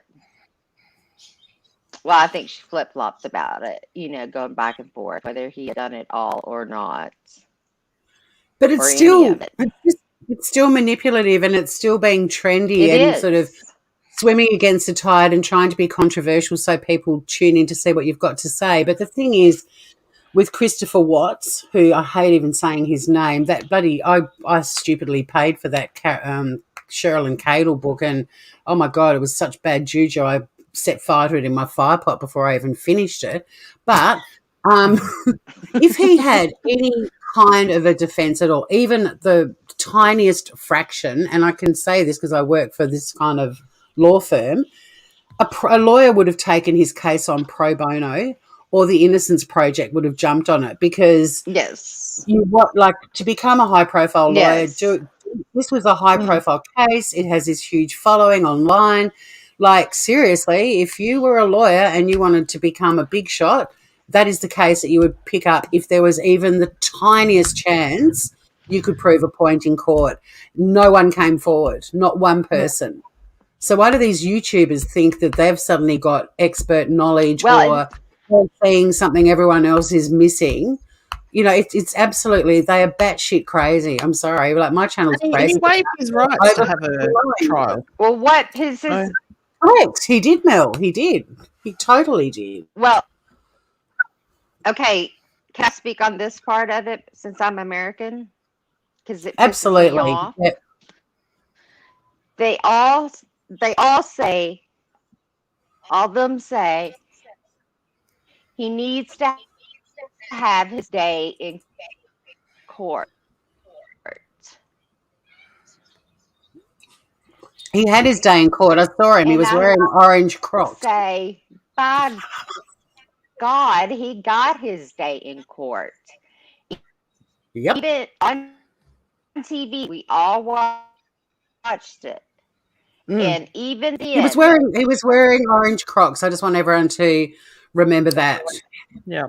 Did he have socks on with him? I don't recall socks. Yes. I just remember the Crocs. The judge had every opportunity at that moment to say, no, I'm changing my mind. I want to That judge was awesome. That judge was so fucking cool, especially when he said, this is by far the worst case I have I've presided over. If he see, like the Ruseks, their emotions were. Sorry, Jamie. Sorry, I thought you'd finished. Everything was explained to him. She's roboting a bit. Yeah, that he knew exactly what he was playing.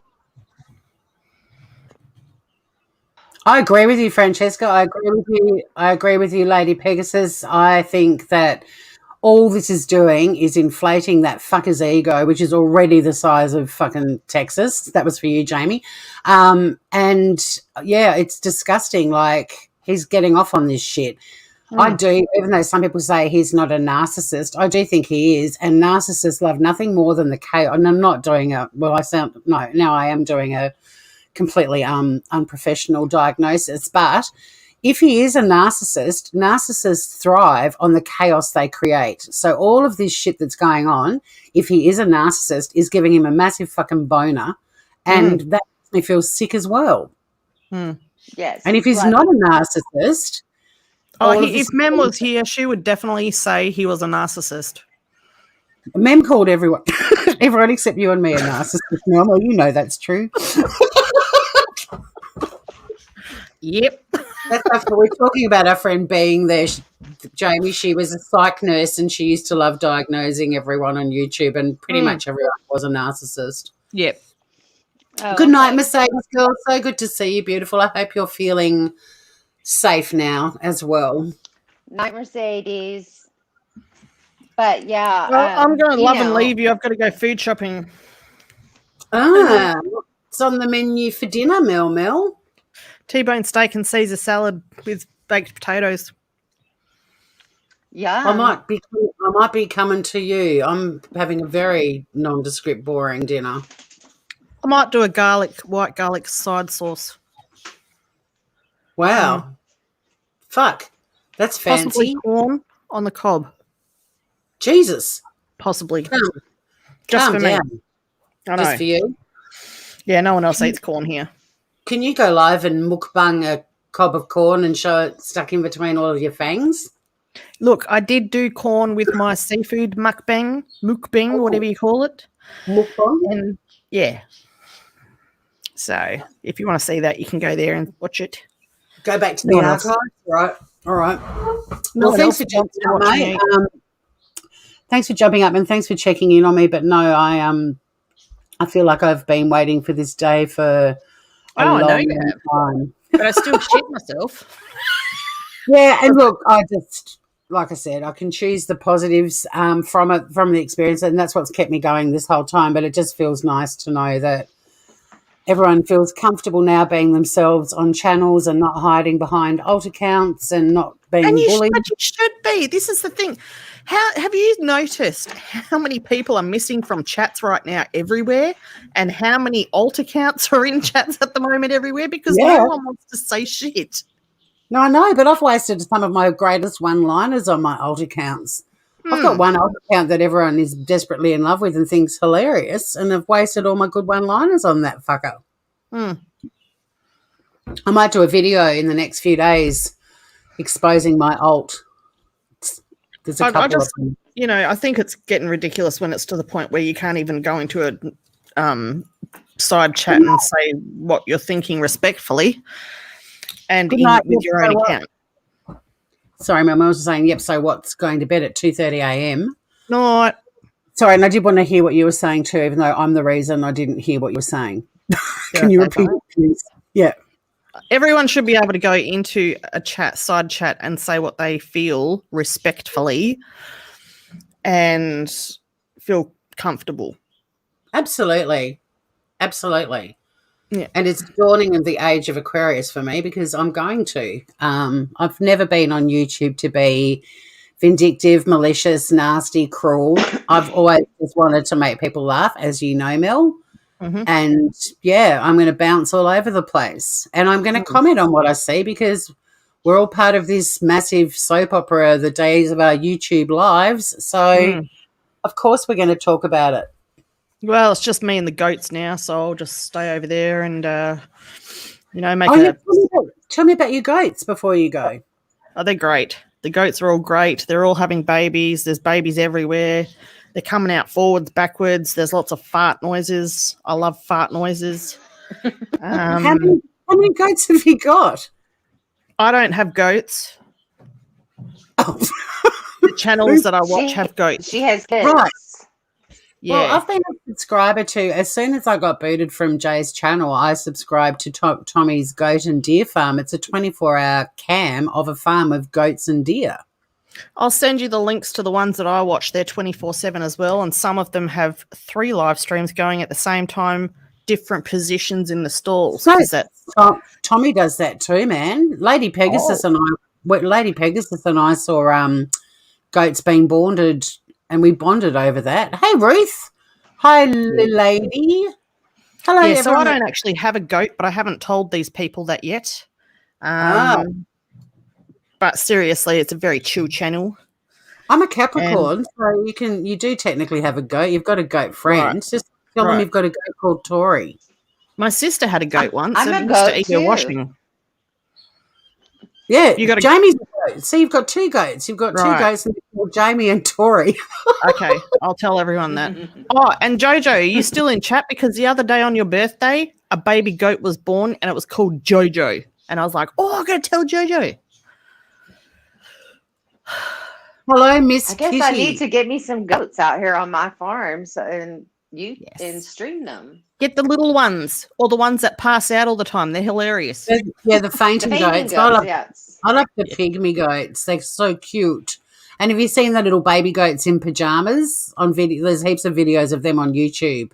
Oh, my Do God. type into the search bar baby goats in pajamas, but All the right, I pygmy will. ones, Yeah. are really unco, and I love them because they like run up little ramps and sort of like jump in the air and kick their legs out, and then they like head plant onto a log or something. They're so they're so unco. I want to get some here. I've got 3/4 of an acre. I could get me some little pygmy goats. Look, I'm a bit of a flip flopper. I could be into cows next week. You just don't know where I'm going to end up. So, Right. yeah, I'm just What's doing the on tour. What's on your t-shirt, Mel? Wed Zeppelin, it's Wandy's top. Nice. I thought it was Led Zeppelin. Yeah, I borrowed it off him. Stinks like him. Oh no, not Wandy stink. Hmm. Not Wandy stink. All right. Well, I'm going to book a ticket to come over to your place for dinner tonight, Mel. All right, cool. I'll save you a plate.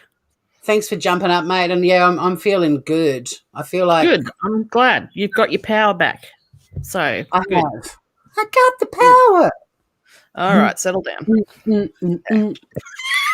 I'll kick you off for that, you bitch. Right, got rid of that one. Oh no, I tried to add her back and she left. She is hilarious. I tried to add her back and she left before I could. Trust, I did try to add her back. She was laughing though. Right. So anyway, I think it's been a very cathartic day for many, and love you, Mel. Thanks for jumping up. Yeah, I think it's been very cathartic. I think it was a little bit triggering as well, and also just the volume of people that are all in the same boat. On the one hand, it's like, thank God I'm now part of a massive tribe, and on the other hand, it's like, fuck, that's a shitload of people creating a trail of destruction, you know? Right. Or like, you know, on a not that they created it, but there's a lot of people that have traveled the same road we have, and it wasn't that good a ride sometimes. Sometimes it was great. Sometimes not so. It was a bit bipolar. You know, you It had was. real high highs Yeah. and real low lows. Yeah. And, you know, look, I hate to say it, but I would much rather, if I go to a playground, fairground, I'm straight to the roller coaster, not the merry-go-round. I like the highs and the lows.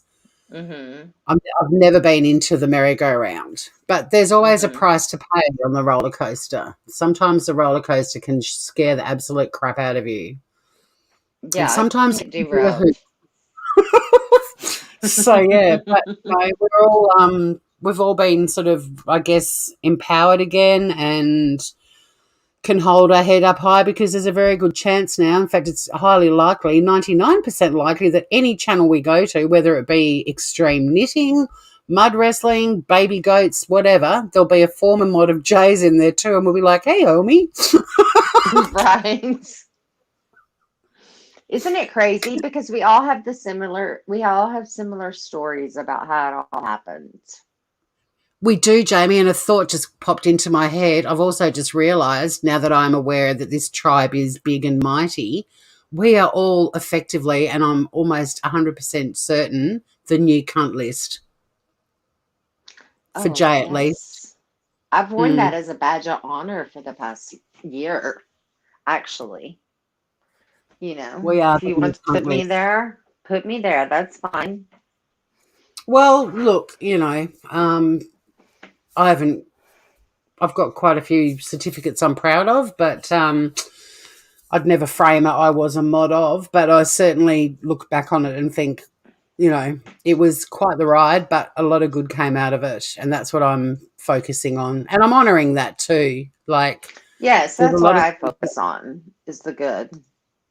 there's a lot of stuff that will stay in the vault with me. Like, it's not my place to. I'm not that kind of a person to just suddenly go blah blah blah. And there's nothing that I Yeah. could say that excuses me being a dickhead anyway. Like, of Yeah. which I am sorry.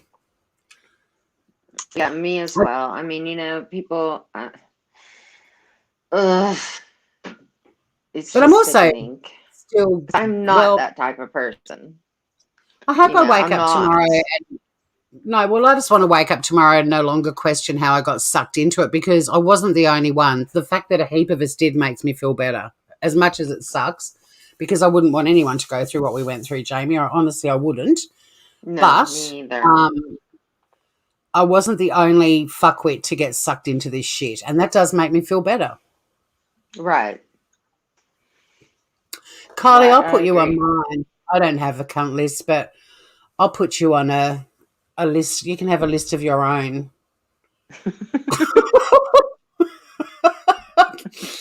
But yeah, I mean, even in my most dickheady of times, I still thought for the most part I was kind of being funny. But there were certainly times in chat where I kind of went, oh, yeah, yeah. It was a bit of a Beavis and Butthead doofus, goofball. I was like, yeah. Just so, I don't know why I felt peer group pressure at the age I was at. Like, it doesn't make sense to me that peer group Well, pressure. Tori, I never stopped watching you. I just didn't feel like I could chat. Oh, you could have chatted. I don't think You I've ever know? taken your wrench. I don't think I've ever taken your wrench off you. But see, I never had a problem with that. But to me, it's like any breakup, like look at a relationship breakup, or if you leave a job, you don't necessarily stay in contact with, like when you're a couple and you've got a heap of friends, some of those friends disappear after you break up. You don't stay friends with everyone, but you stay friends with Right. some people. But the Right. problem was that while you were still holding a wrench on that channel, if you were spotted anywhere and she wasn't happy about it, it didn't go down well.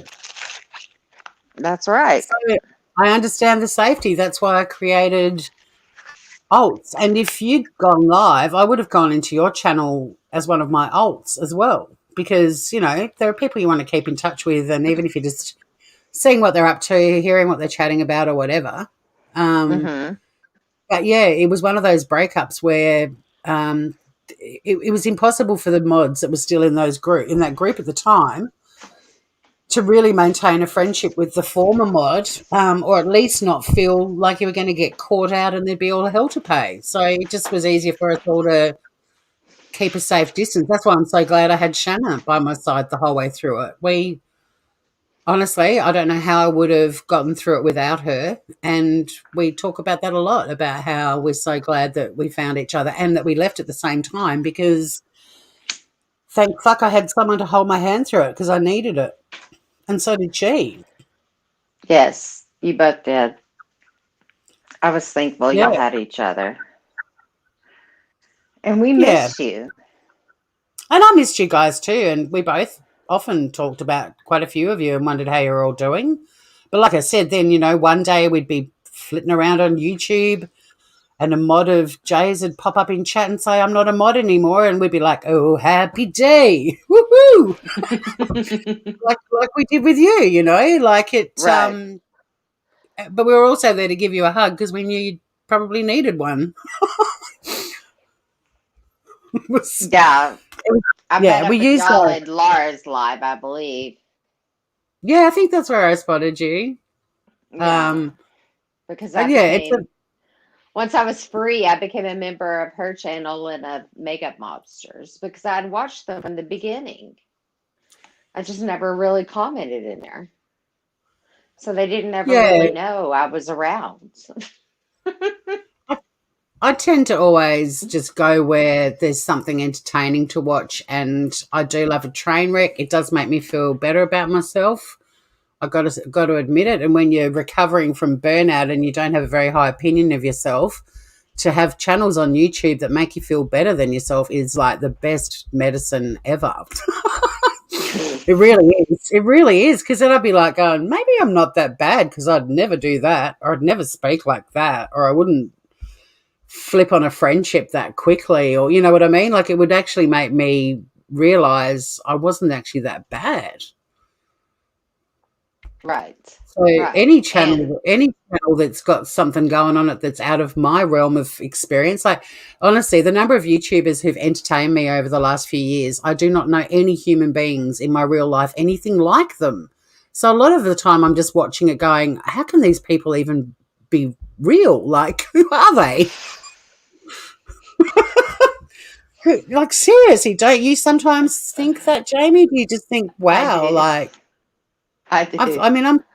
I'm 54 years old and I've managed to get to this age without knowing anyone like a heap of the YouTube creators in real life ever. And I've met a lot of weird people.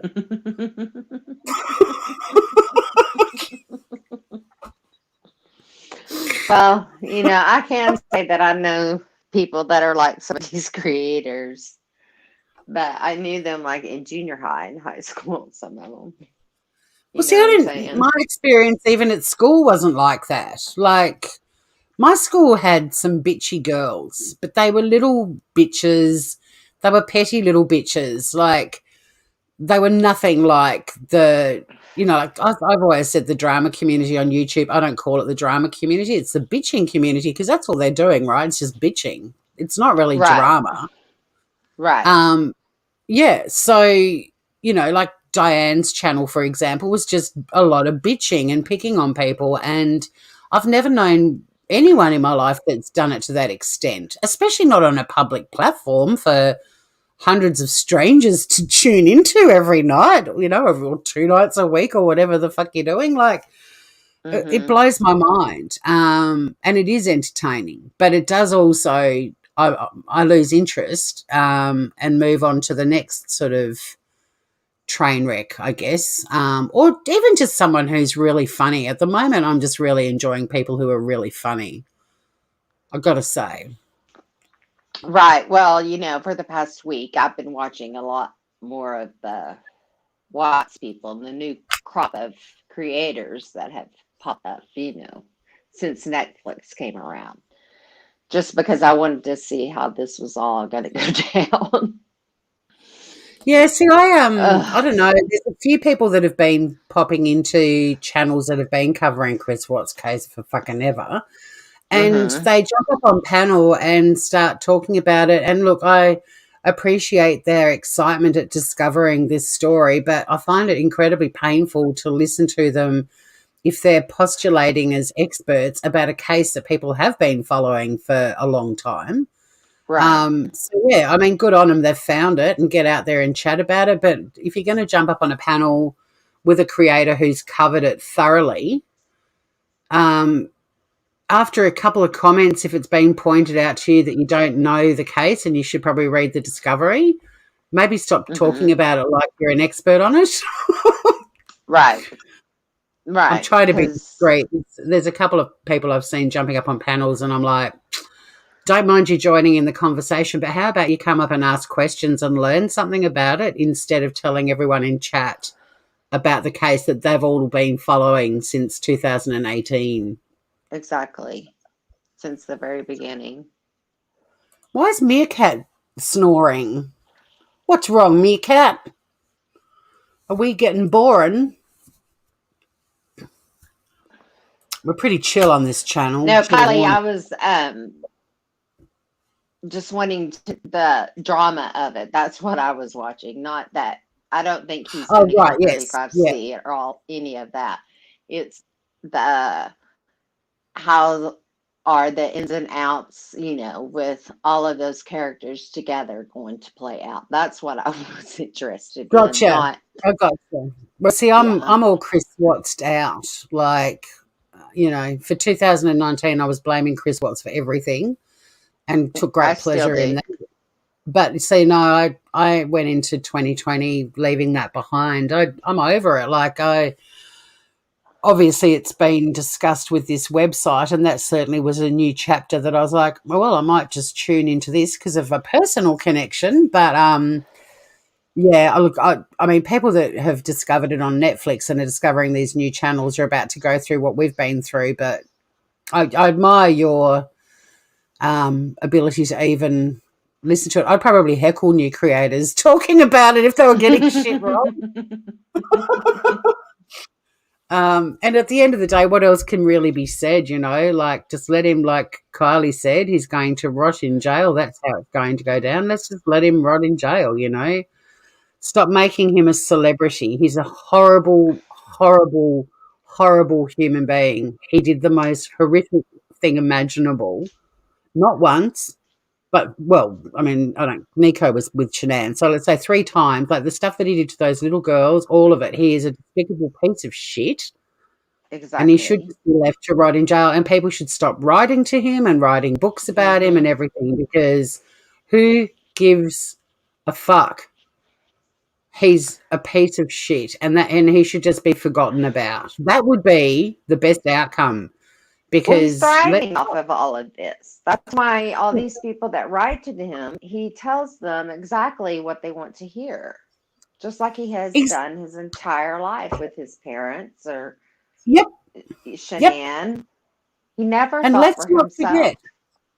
no, but let's not forget when he was being interviewed by the police and all the horrible shit that he said, and never shedding a tear for his girl. What was the one his girls and his unborn child and his wife?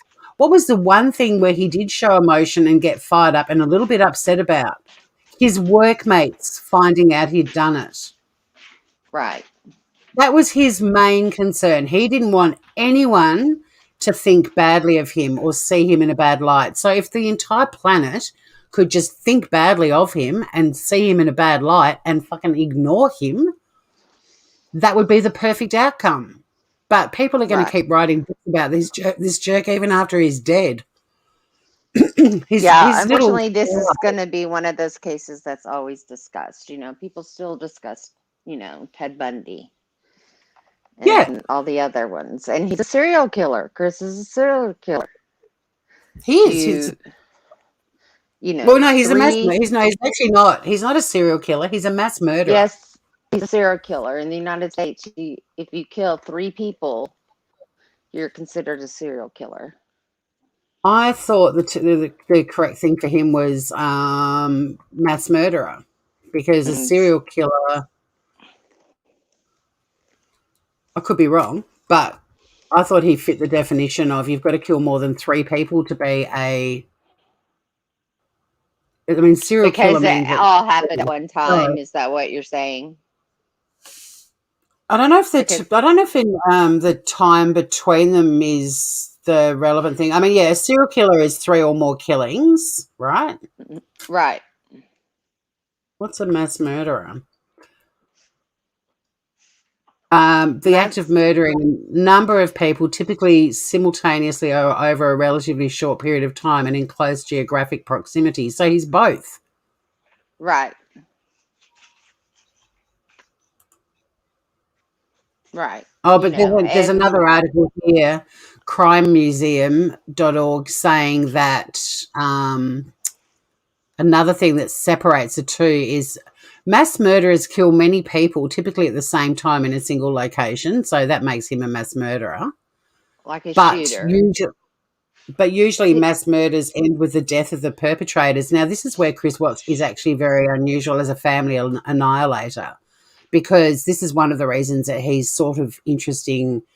If you study family annihilators, is that usually they kill themselves afterwards as well. It's very rare for them to still be walking around. There was that dude, John List, in America, who killed all of his family, and he left the house and basically started a new life with a new wife. But most family annihilators take out the entire family and then themselves. And that's where he is unusual. Well, he's a coward. Oh, He totally. could do it because he was such a coward.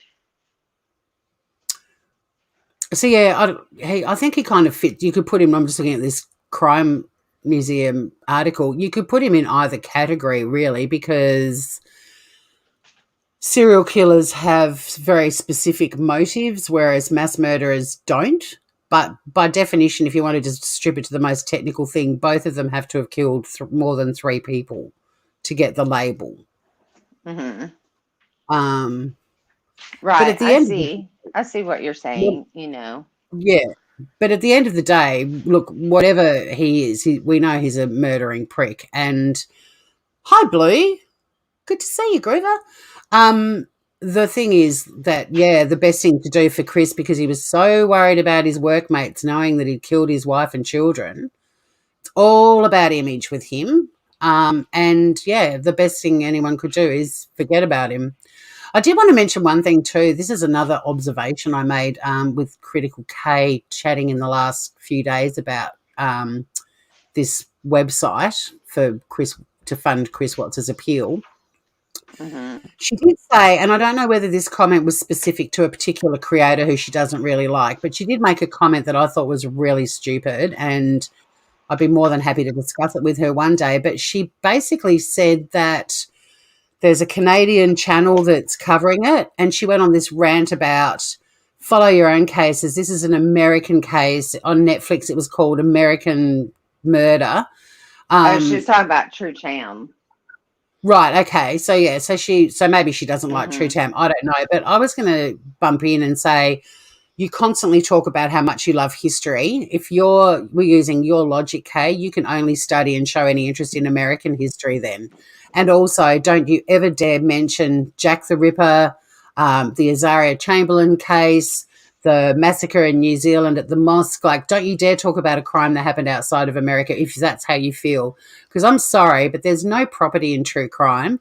True crime is a genre that people follow around the world. It happens in every country around the world. And people are not limited to only talking about crimes that occurred in their own countries. This case Right. this case was the first case I've ever, and I was a former criminal barrister. I'm not doing criminal law anymore. This is the first case in my career that I ever saw the discovery of a criminal matter released to the public. The whole thing fascinated me. His porch interview had me hooked. I'm like, you're Gerard Baden Clay, that Australian murderer. Exactly the Hmm. same sort of interview. This was the case that brought us all to YouTube and discovered the world of people going live on YouTube. Well, a lot of us. Right. Yeah, the Beaumont children, we can just sit here and start reeling off every crime that's happened outside of the US. I mean, what's that bloody dude, Luca Magnotta? Don't fuck with cats. Like, there's so many cases that have happened around the world that those channels talk about. But to say, oh, you're Canadian, it was an American murder. Sorry, Kay, or you're actually not using critical thinking at all with a comment like that. That's really naive Well, I and think stupid.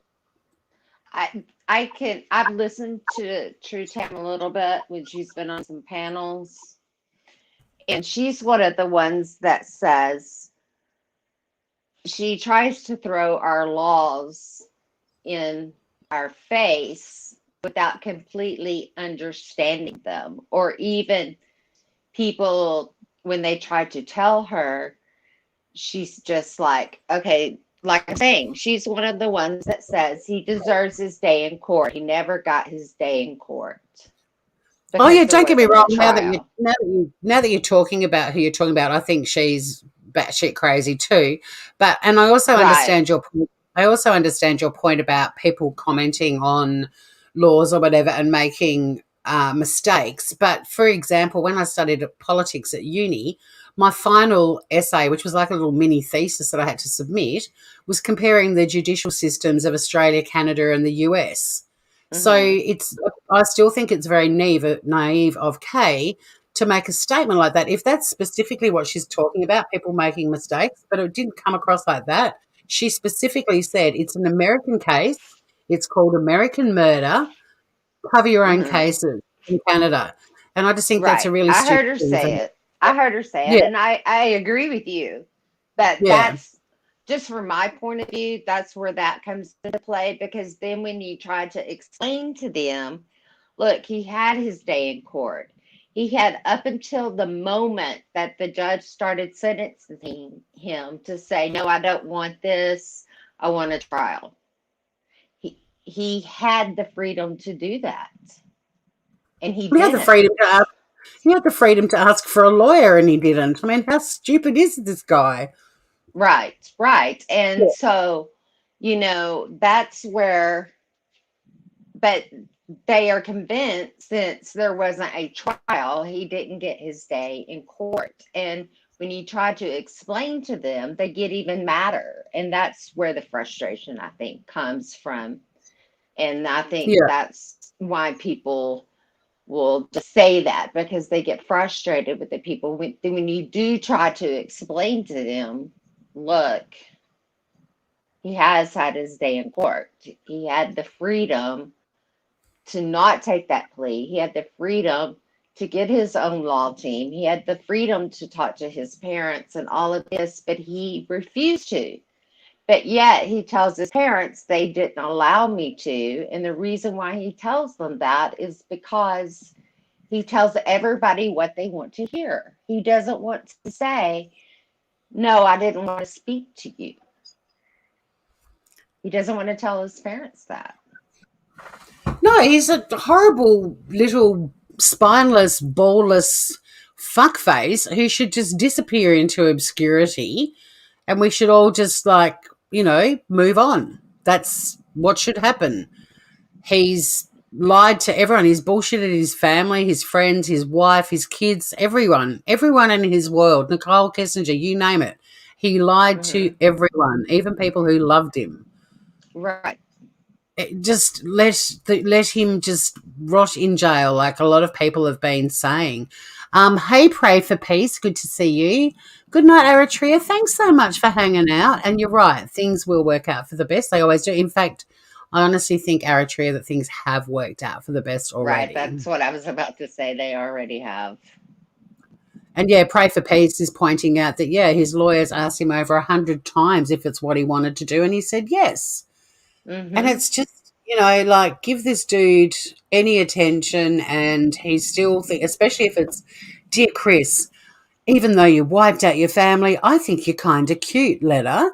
Fuck, that's the exact sort of shit that's making him go, oh, cool, people still like me. And that's exactly, it's the worst thing that could be happening. It's the worst thing. They should only be letting the letters where people say, you're an absolute fucking prick, rot in hell, you bastard. They're the letters that they should be handing over to him, not, hi, Chris, I'd like to write a book about you because I find you interesting. Fuck that noise. And he's allowed to have pictures of all of them in his cell, and that's just sickening to me. Night, Lady Mary Jo, sweet Lady Mary Jo. Love you, sissy. Peace out, Eritrea. Look, it blows my mind. And I was, the whole case itself and discussing it, big yawn. What more is there to say except people just coming up with more and more ridiculous theories. And my God, have they not got more and more ridiculous as the years have rolled on? Yes. But it's pointless. And like Lady Pegasus says, we're just feeding Chris Watts' ego by doing it. I'd be happy if the only letters he got were, dear Chris, you suck letters. And that's it. I'd love it if he got letters of people just ripping him to shreds and that was all he was given. Right. It's just awful. And this whole website and raising money, it was like, thank God it imploded, because if anyone signed up for that, holy shit, $10 a month. But I think that part's still going on. And what the kicker of that is they can raise in the terms of service, it says that they can raise the fee with little to no advanced warning. So it may be $10 today and $50 next month. Chris Watts is in chat, Jamie. My ears are burning. By the way, I'm single, ladies. Oh my God, no wife, no kids. Yeah, fuck it. Let's have the laugh. We've got to. Well, Chris Watts, it's all your fault. I just had to grab a hot cross bun. I was getting a bit hungry. I've been Chris live Watts. during dinner time. Yeah, Chris Watts is in the chat. Hit the thumbs up, everybody. Holy A shit. hit a thumbs up for me. I've got 2 down thumbs. Wonder who that'd be. One for me, one for you. Let's do that. Or let's add Mel and we can each have what is it? 3/4 of a star? Does that make 3 stars? I can't do maths. That's why I did law. Oh, I've got the I hot don't cross do math bun. in my head. Chris, we have some questions for you. We sure do. No, we don't. No pun intended. It was a good pun. I love my trolls. I do love my trolls. I don't need Chris's hot cross bun. I was horrible about Chris Watts from the first time I saw him. In fact, it was in Jay's mod chat that I said I thought he was gross and his head looked like a deflated football.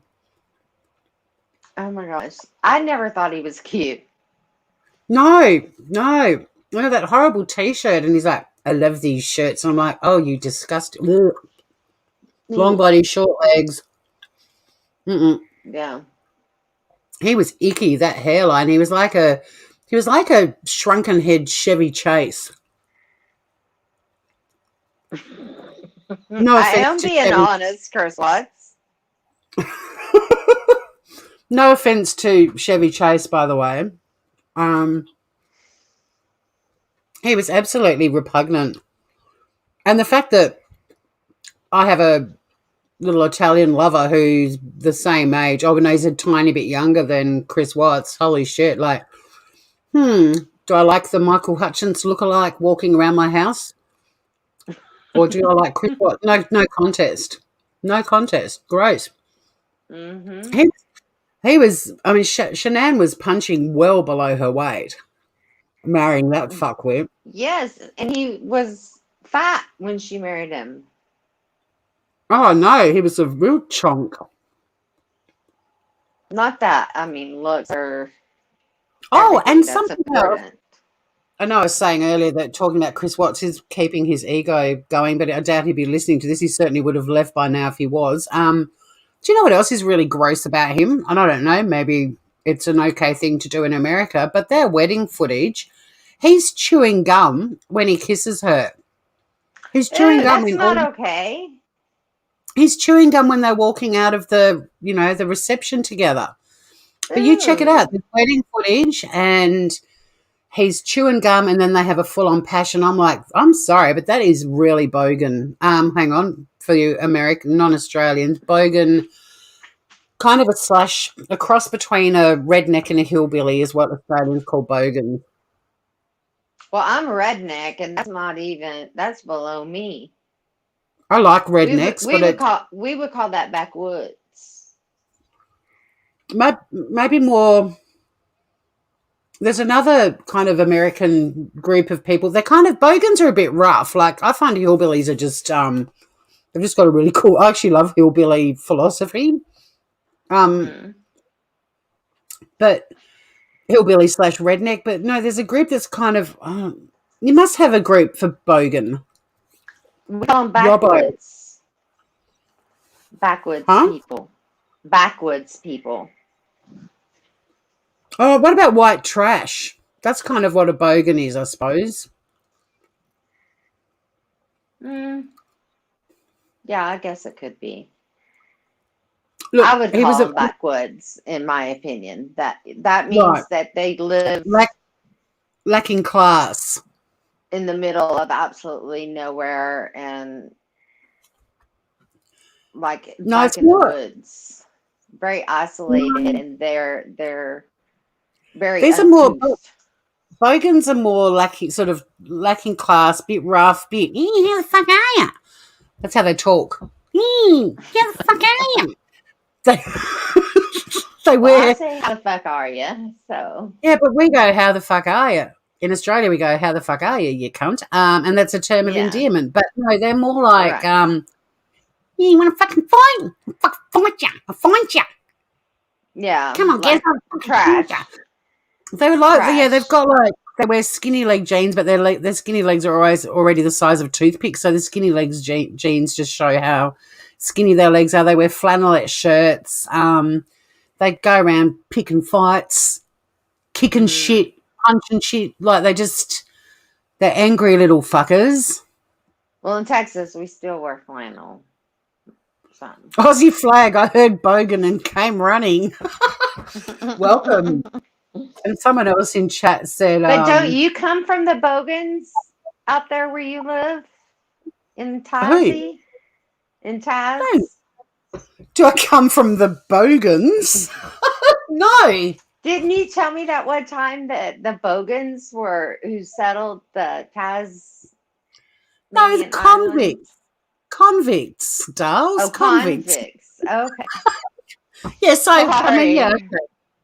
We are convict stock. We are a bit rough. We're a bit rugged. I mean, Australia, yes, there were a lot of convicts, and I guess the Bogans were the most bogan of the convicts, and the rest of us learned how. I mean, well, like my family that came out on the first flight to Australia, both as convicts, like on both sides of the family, one stole a loaf of bread and one stole a horse. They didn't like beat the shit out of someone and piss on them in the street. You know what I mean?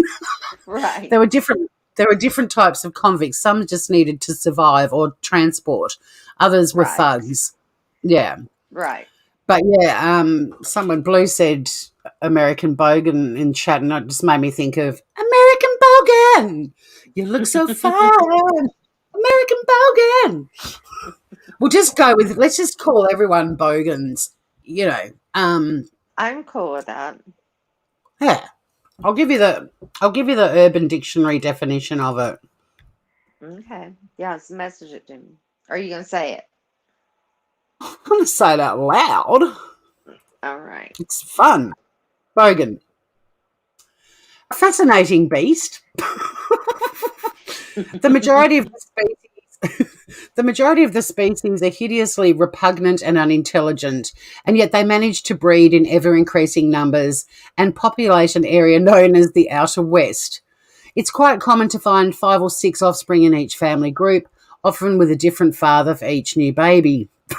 Their habitat consists of a weatherboard or brick veneer dwelling and is characterised by an early model Holden or Ford in the driveway, surrounded by a group of males discussing why the carby is stuffed and the result of last night's footy, a primitive gladiator-like spectator sport enjoyed by most bogans. Now, look, I love my footy. I do bond with my inner bogan when the footy is on. Is that the female?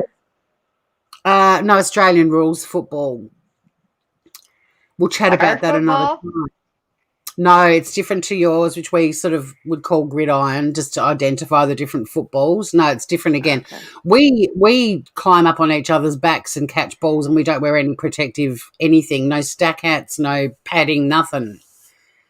You should watch like rugby.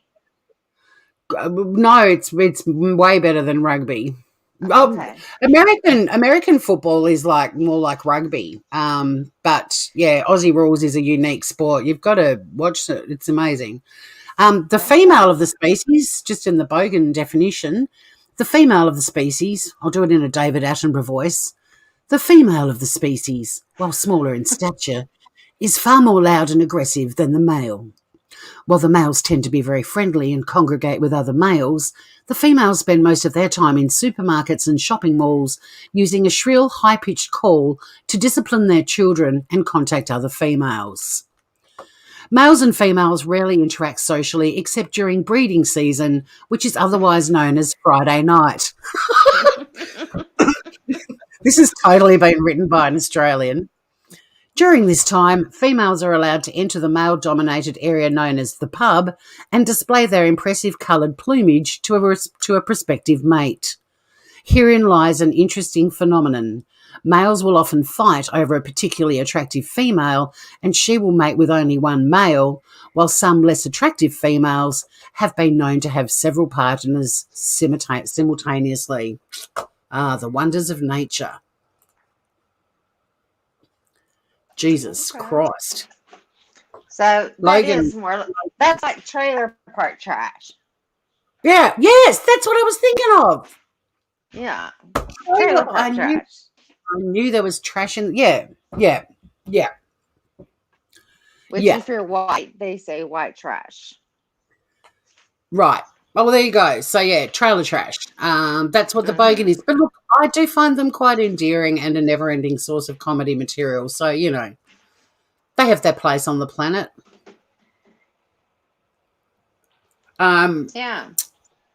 But Jamie, I feel you used the best word earlier to describe how we are both feeling, and probably many of the other mods as well after today. I think feeling safe. I feel exhausted. It was draining, but it feels like I just had all the crap massaged out of me, and now it's gone.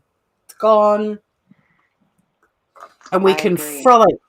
We can frolic on the YouTubes under our real names without fear of being attacked. Well, maybe not. I mean, don't speak too soon, Tori, but even if we are, it's not like we're not going to have a support former mod in chat with us. They're fucking everywhere. Say, fuck off. You'll learn. Come to me when you learn. How many of us do you reckon there are? I mean, I was gauging it today, and shit, I reckon there'd be 100. I don't think there's that many. I mean, there weren't that many that were in the chats. Now, if you count the ones that weren't in chats, maybe. Well, Jamie, when you and I were in chat, I know there are two girls. One's been in chat and is still in chat tonight, Lady Pegasus. She was a mod for Jay, but she wasn't in a mod bubble. And another girl on my channel was a mod for Jay, and she was never included in that bubble. That was what I found disturbing. And I used to say, could we have a bubble with every mod in it? Because you can't lose your shit if there are mods not doing what you want them to do in lives when they haven't been told what to do and what not to do. Right. I agree. That's why some of them ended up on the cunt list. And it wasn't through any fault of their own. They were just modding like they would on any channel, but God forbid they did something they weren't meant to, even though they hadn't been told they weren't meant to do it. Right. They'd get booted or de-wrenched and not even be contacted and explained to them why. Once again, no right of reply. Right. And when I first started chatting to Lady Pegasus and this other girl offline, the very first conversations I had was apologising for the cunt list and the fact that they ended up on it and explaining to them why they ended up on it. Right. So I think there would be more than 100. I really do. Because also as Jay's channel grew, I think she would have had to have put on way more mods than she had back when we were mods for her. You'd have to, with like 20,000, 30,000 subs, you'd have to have more mods than what we had, what she had when we were mods. Yeah. So, yeah, I reckon it's quite a big tribe. And a lot of them have actually left YouTube. Yeah, there's several that I don't even see anymore. Or they're under a different name and I don't know. True. That's it. You could tell from some of the people in the chat today on Kay's channel that a lot of them changed their names a long time ago, but a lot of them are also now using different names for sure. Right. Blue had no idea that we were connected today. Yeah, this is what this live's about. We're we had a bit of a day today because Jay's latest project with her business partner, or whatever you want to call them, fell apart, and quite a few people went live, and then Kay went live, and all these former mods came out of the woodwork and finally got to apologise for what we'd done, but also be supported by other former mods. It was a magical day. Blue, were you a J mod?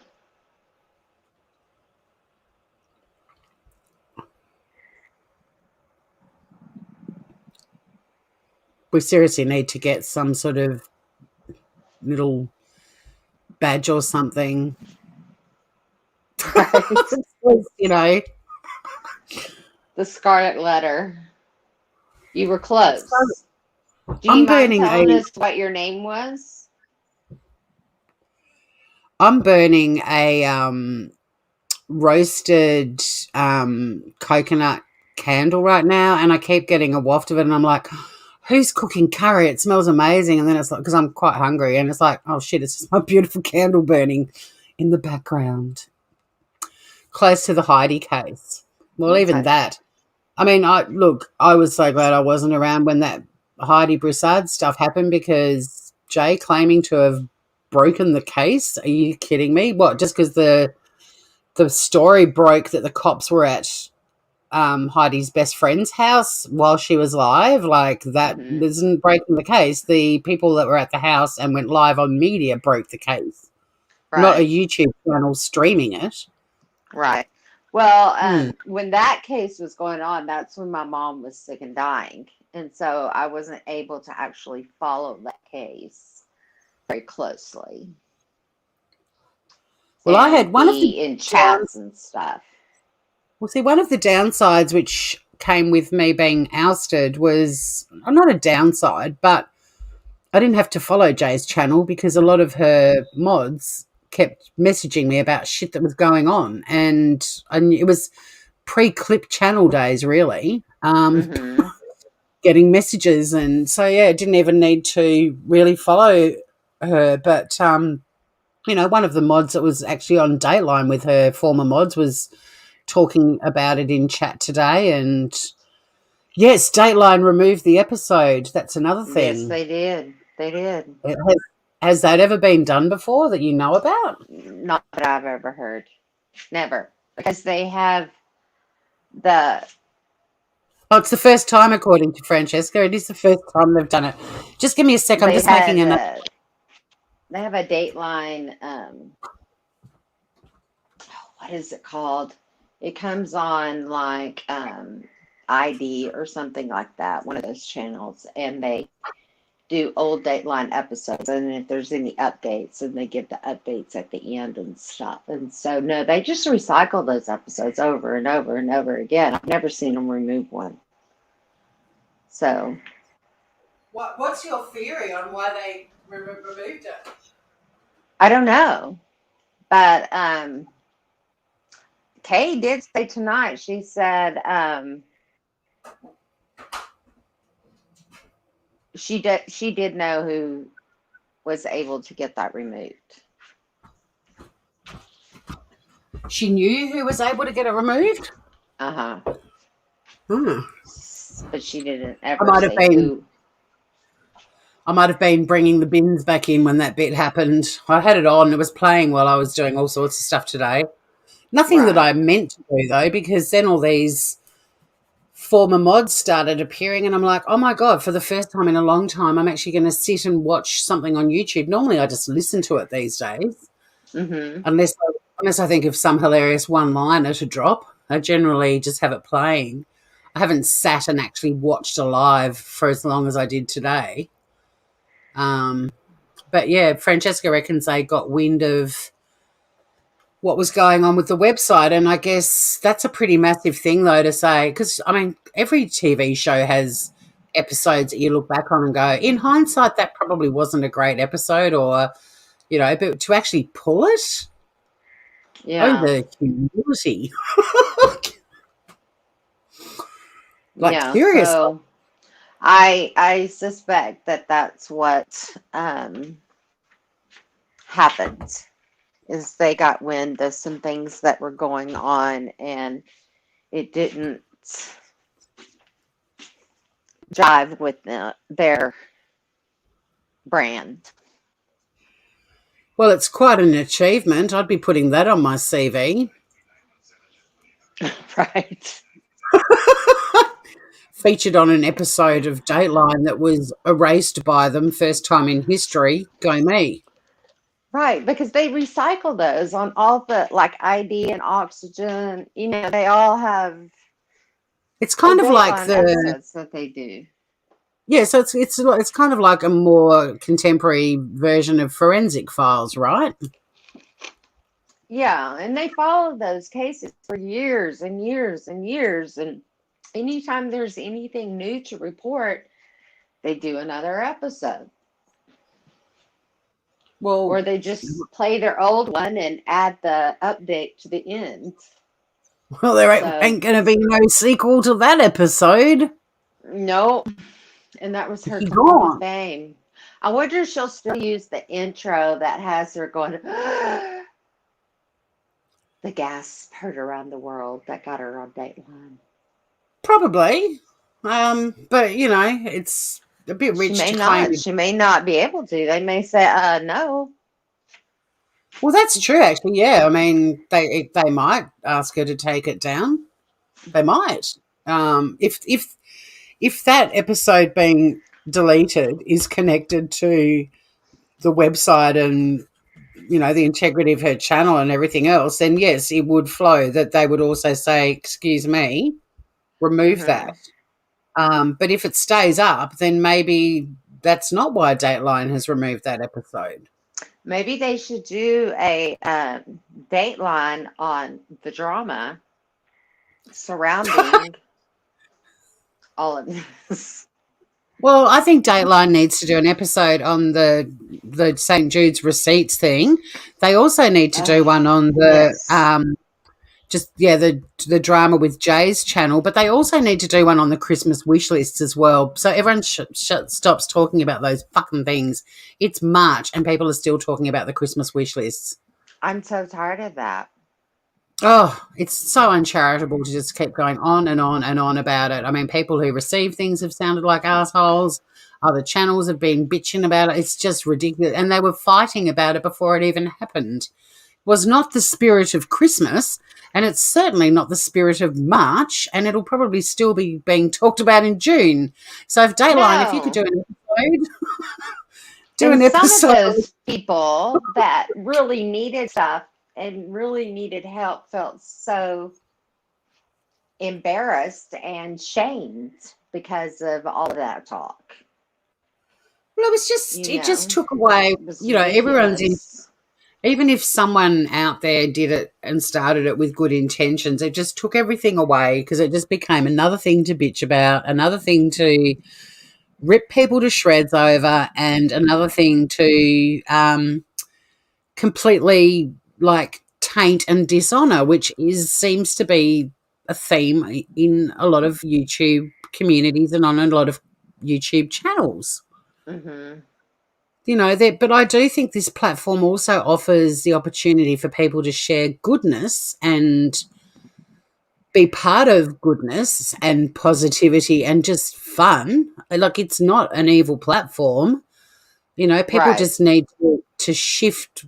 You know, like, my channel's never going to be massive because I'd rather just go live and chat and hopefully make people laugh sometimes or think about something or even have a cry. Fuck knows, I've been going live and crying a lot lately.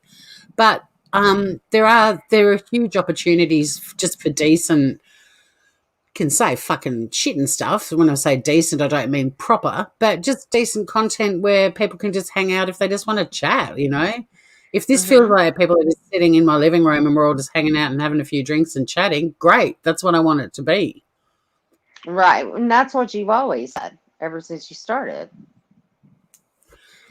Oh, hello, Plumey, and hi to anyone. I hope I didn't miss anyone coming into chat, but hey to anyone who has come in, or if anyone watches a replay. It blows me away that people do get to the end of my lives because I really do just talk and don't do anything terribly dramatic or salacious on my channel. But yeah, thank you for watching, anyone who watches the replay, and thanks to everyone who's been popping in and out of chat as well. Diane is getting heat from Be Our Guest. Stay tuned. Okay, I don't know who Be Our Guest is. I haven't been into Jay's channel since she took my wrench, which is the same time as the Oni drama. Yeah, I think I got blocked. Possibly. If I did go back to Jay's, I went back to Jay's channel after I got kicked out of after the mod chat abandoned ship and left me there on my own or with a couple of other people. But I still had my wrench on her channel for a while. I remember that. I didn't do anything naughty with it, but it took her a while to take my wrench away. Mm-hmm. But I can't remember the last time I went in there, but I wouldn't have been received well. Jay came into Life Perplexed chat one time with all the Oni drama going on and said something to me like, "You harboured a cop caller. No, you financed a cop caller." And I've got to say, the money I gave Oni wouldn't have probably bought a packet of cigarettes in Australia. They're nearly $50 a packet. Oh my gosh. I gave Jay a lot more money than Oni, but yeah, she said something like, "You funded a cop caller," and when someone He says was her something. best friend. Yeah, exactly. But when someone says something to you at the time, you wish you had a really good one-liner, and then, an hour later, you're like, "Oh, fuck." That's what Well, I'm happened to sure me you that were day. stunned. You were Huh? probably stunned that she said that Well, to you. I was a bit, because this is why I didn't like going into chats as me, because this shit happened wherever I went. Usually with her other mods, not her.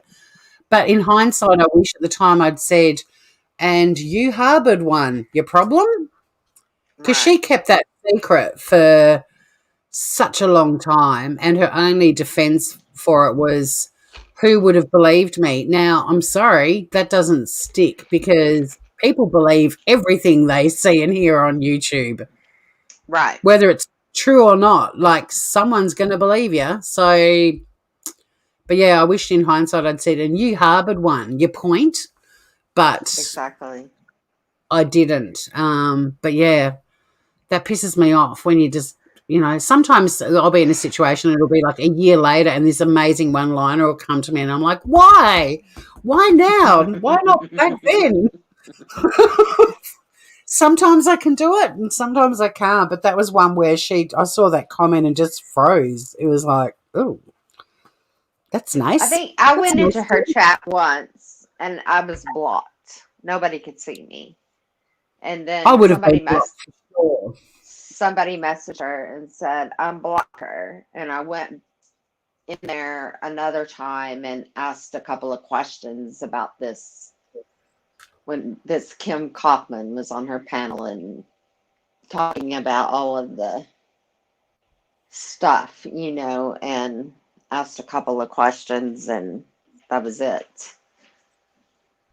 And then I haven't really been back since then. Well, I missed you guys, but I didn't miss the channel or I didn't miss the channel. I missed you guys. I missed what was Right, going on behind the scenes because I have a confession to right. make. I'm actually happy to confess this now, since this is a bit of therapy. I actually stopped modding for Jay because I was conveniently busy or working or doing something else. And Hmm. most of the time, because of our time zone differences, Right, that was right. true. But there were a few times where I was available to mod, but she bored the shit out of me. I Hmm. didn't want to mod. I didn't want to mod for her. I think as she grew and got more people hopping up on panels and stuff like that. But back when I was a mod, this is in like 2017. Oh, sorry, 19. She bored me. She shit me to tears. I'd get home and I'd be like, oh, I'm just not going to go online because I didn't. God forbid, if I went into a different channel and got spotted there and I wasn't over there modding for her, but I just found her boring. Right. It was a snooze fest, and I mean, I must admit, I probably got her at the end of a live, but yeah, that's my confession. I kind of there was stuff going on behind the scenes too that if Jay and Oni both went live at the same time, there's just an anger that I don't know. It kind of was like, why don't you just text each other and say you're going live? But they did do that a bit to each other, I think. But yeah, I found it all very meh, and I didn't enjoy her lives towards the end. I was trying to get out of there. Like I said, I just didn't know how to without Shanna and Hmm. I kept talking about it, and we wanted to time it perfectly, and then turns out me giving Laura $10 was That was the the kicker. it was the kicker for sure.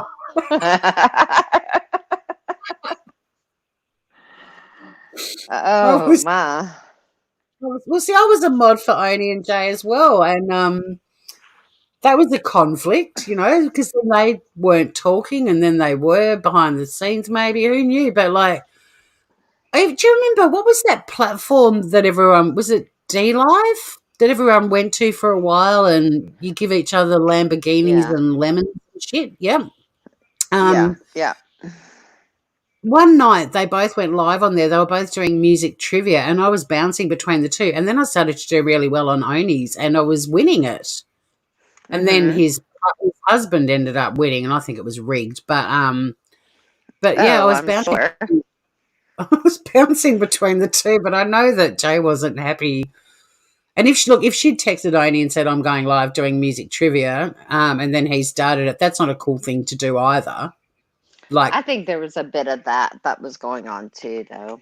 That you know, yeah, I, there might they be. But that was all the head games and all the mind fucks that were going on that it was hard to keep up, and exactly. slagging off channel creators behind the scenes, but then the next thing being on their panels or in their chat, acting like they liked them. It was Mm-hmm. constantly, I didn't know whether I was Arthur or Martha half the time. Mm-hmm. Right. I And agree. I agree. yeah, you kind of end up not saying anything because if you say something wrong, God forbid you say something wrong. But then if you say something right, there's still no explanation for it that makes sense. Yeah, we're enemies, you know, behind the scenes, but we're best buddies on YouTube or vice versa. I just found that all very strange, very contrived and Right. confusing.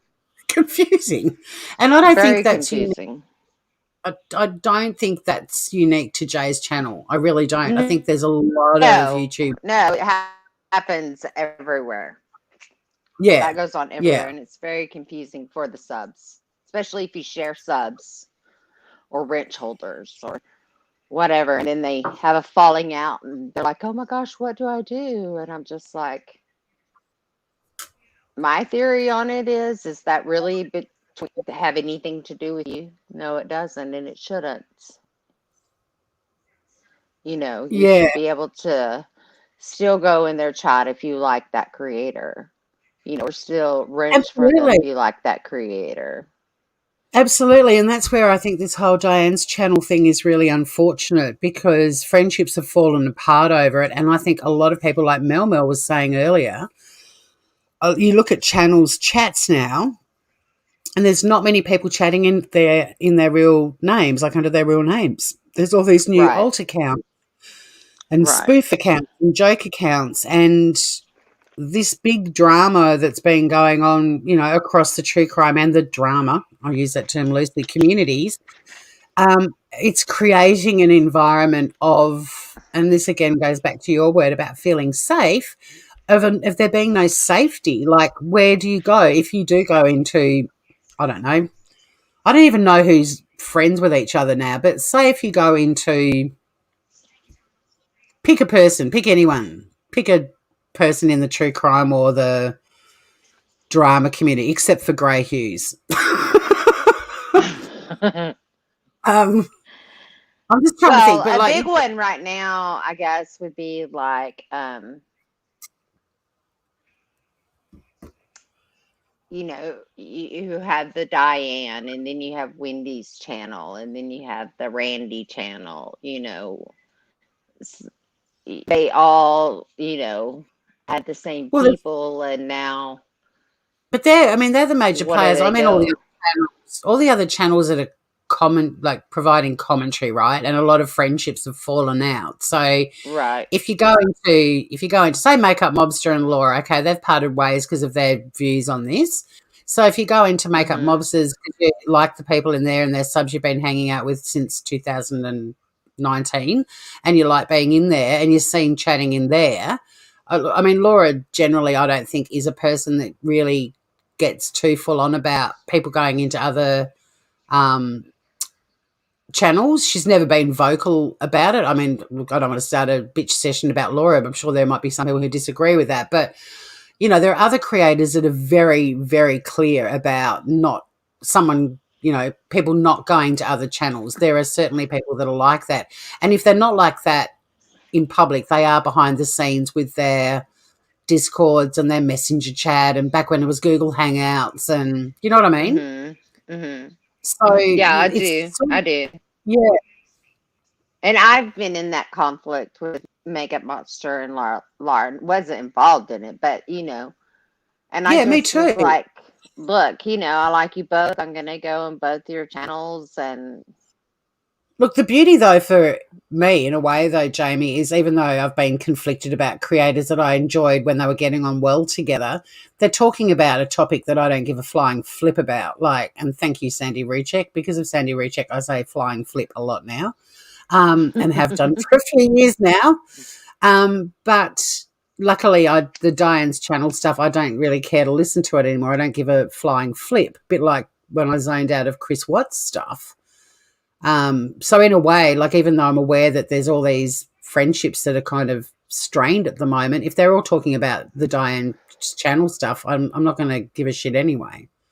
But if they fall out over something minor, it is sad for subs if they enjoy certain duos on panels or trios or whatever, and then they all fall out. It is a bit of a bummer. It's like a show you've been watching for a few years and it's the final episode and it's a letdown. That's how it feels. right. And for the subs and stuff, it's not so much the creator. Yeah, you enjoy watching the creator or whatever, but you get to know and enjoy the people that are in the chats. You do, You can't, you do. and that's hard on them, and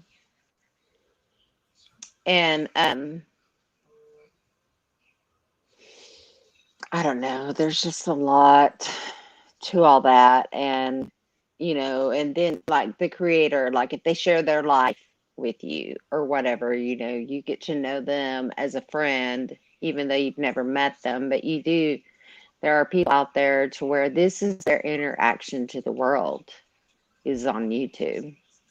It is, and it provides these channels provide communities, and I always say with my community, because normally I get 8-10 people watching me when I'm driving and walking on the beach or whatever. I'm not if I wanted to build my channel, I'd be doing short, snappy, funny little videos, but I don't do that. But I love my chat and my community. Like my subs all ask each other how they're doing, what they're up to. They remember things. If someone's been unwell, they ask them if they're feeling better. If somebody's, dealing with a death, there's a lot of love. If someone's got a promotion, whatever it is. And I love that about it. And I know how much my little community loves each other. And I feel a duty to them that if I had someone up on my panel all the time and we had a falling out, I'd try and fix it behind the scenes with that person for the sake of the channel, I wouldn't or go not hold it against them if they go into their chat, that other exactly. person's chat. That's the way I see it. I mean, But I'd a lot never of people don't see it that way. But this is the thing, but the YouTube friendships are so fickle that they do break up. And then again, you think, well, is this all contrived? Because they're all getting several hundred people watching them. So at the end of the day, they're getting, several hundred watching them when they're buddies. They're getting several hundred people watching them each when they're not. It guarantees bums on seats, whether they're buddies or not. And then eventually it all circles back around and they're all friends again. Francesca's spot on. Yeah, fights bring views. They do. Hey, Ian Ellis. How are you, mate? Shalom. But how fickle are they? And that stuff to me just reeks of being superficial and fake and contrived. So it sort of blows my mind that people do keep tuning in and lapping it up. At some point, you've got to go, look, you're just pulling my dick now. I actually want some content. If this is all you got to offer. Right. But I mean, Laura was on MGL's panel the other day. Who would have thunk that? Makeup Mobster was over on, I don't know if it was Hello Starlights or, they've all been feuding and now I don't know. There's more substance on YouTube than that. I learned how to make a wedding cake out of a $20 grocery store cake yesterday, and I tell you what, my life is changed. Changed, I tell you. That's awesome. But that chick's got like 500,000 subscribers because her content is fun. She's hilarious as fuck. The icing queen or something her name is, but she's great. I learned how to cut pineapples up 4 different ways a few weeks ago. This Thai channel that I've subscribed to, this Thai girl who just shows you different ways to cut up fruit. God love her. Right. There's stuff happening. Hey, Reese. And I saw, hey, El Marco Chinko. Good to see you, mate.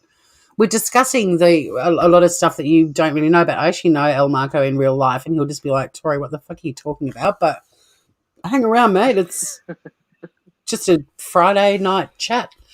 But yeah, at some point that stuff just becomes tiresome and nasty too. Like putting on a channel where people are calling each other bitch every second word. How anyone can listen to that for hours on end blows my mind. That just makes me feel sick. I don't like it. It's bad juju. Get out of my speaker. Thank you. Right. Oh, there's a Right. Japanese lady who does the same. It's awesome. I still watch Cooking with Dog. Now, before you freak out, Jamie, it's not a channel where people cook dog meat. There's this Asian dude that used to cook all this amazing food, but he's got this dog that's just hanging out in the kitchen with him. It's gold. But dog died a few years ago, but I still watch them because it's good, fun content, you know? Right. Right. I'm wondering if all of this sort of, I guess some people will get fatigued and they'll go off looking for other things, but there's obviously other people that they're invested now. They love the creators or they love hating them, hate watching, whatever that term is. Yeah, I hate watching. But yeah, it's like the Chris Watts thing. There was just a point where I was like, enough already. There's been other things happening in the world that's way more interesting. Right, right. And the other thing too, Jamie, I find conflicting. I spent last year doing a lot of studying and volunteering, and while I was recovering from adrenal burnout, but I've often got frustrated at the hours, and I'm saying this and I realise I've been live for 3 hours, but the hours that people go live for where it's like, fuck, if you were volunteering in your community, if you were putting half of the time that you use on YouTube to actually volunteer, or you can do stuff online. You don't have to, like COVID's made people housebound. There's heaps of things you can do online. But what a difference that would make to the planet, Right, right. But instead it's like 6, 8, 9 hour lives every other day talking Bitching about people. diet. Yeah. Lady Pegasus is saying some people literally just love the drama. It's not even good drama though. Like they're not.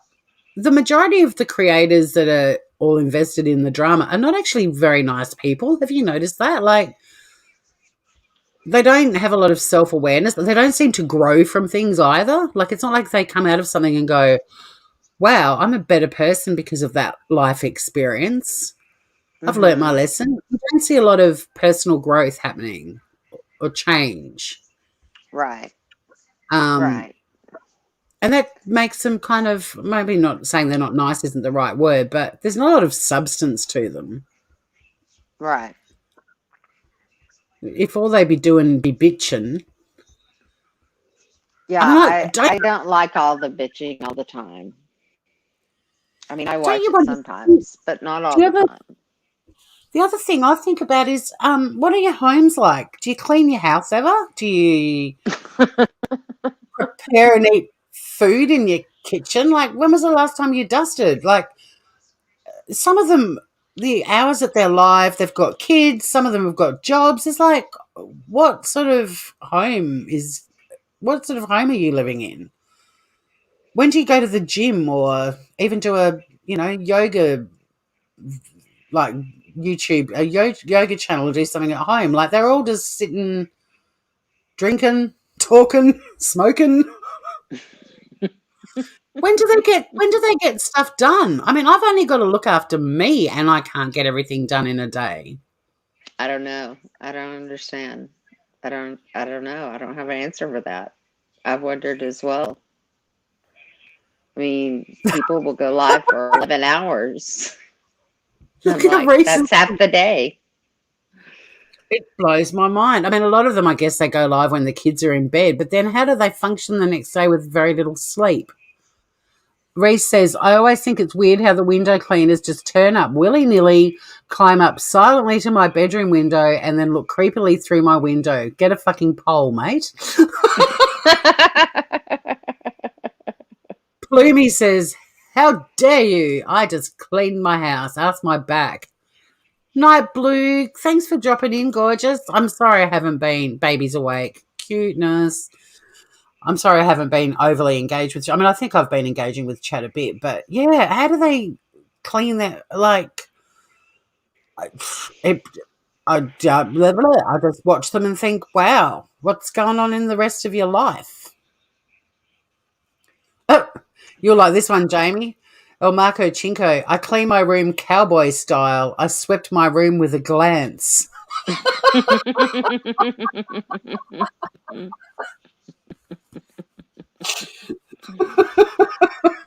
Oh my gosh. And I know there's lots of people that just listen and, do their chores or whatever as they're listening. Well, that's But the listeners. The people actually on the the creators. Yeah. Yeah. I mean, I find it weird too, like Lady Pegasus says, people that watch replays that last for hours. Well, you can speed them up a bit though. You can turn them, Right. they sound like chipmunks, but you can speed it up. But yeah, but what about the people that sit at their computer and watch a replay? So they're not actually participating in the chat and they're literally just sitting there watching. That's especially like now, you and I are both avatars. We're not actually showing our faces.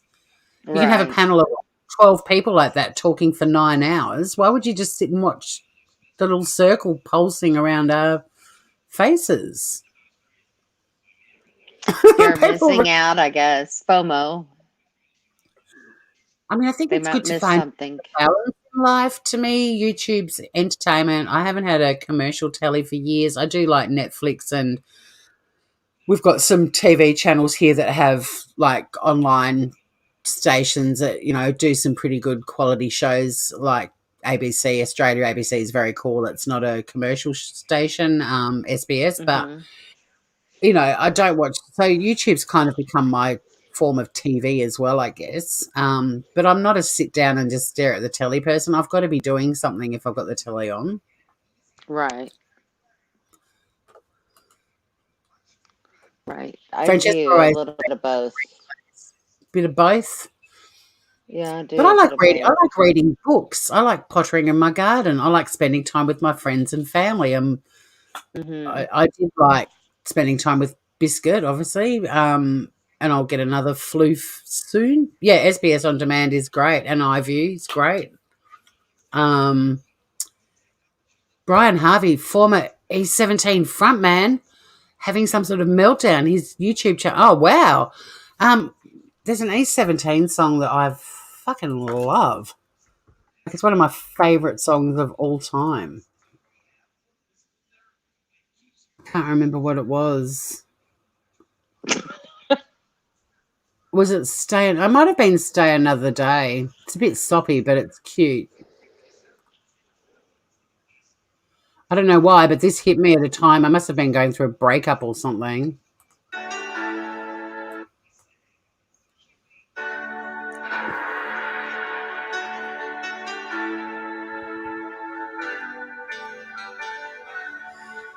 No, I think it was another one, but I do like this song too. But just another day. No, there was a boppier one that they did that I loved, but I do like Stay Another Day. Reese does too. Well, we might wrap this up, do you reckon? You're getting a sore bum, Jamie? Yeah, it's 4 a.m. where I am. Well, at 4 a.m. Mm-hmm. But do you remember back in the day when we were modding together, you seemed to keep hours, like you were awake when I was? I know. I know, but I got to get my shot in the morning. Oh, My is it your first one or your second one? my first. Which one are you getting? I have no idea. Whatever the pharmacy has. Yeah, that's what a few of my other friends were saying. Because I don't know, there's this whole debate about Pfizer or whatever the other one is. Moderna. Oh, yeah, Moderna. I was going to say Marina. I'm tired. um, well, I'm going to listen to some A17 while I make some supper. And is there anyone in chat that wants to? If anyone wanted to come up, you can. I can keep going if you want. But I think it was a big day for a lot of people, and yeah, I don't take pleasure in seeing anyone going through horrible things. But on this occasion, karma is taken the wheel.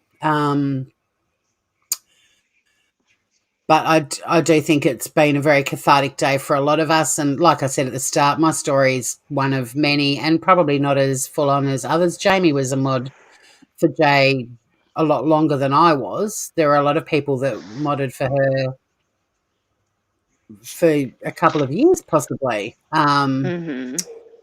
But I do think that you used the perfect word at the start of this live is that you felt safe now, and I do too. I think I'm going to just continue to focus on all of the great things that came out of it. Like I've got real friends offline for life from it.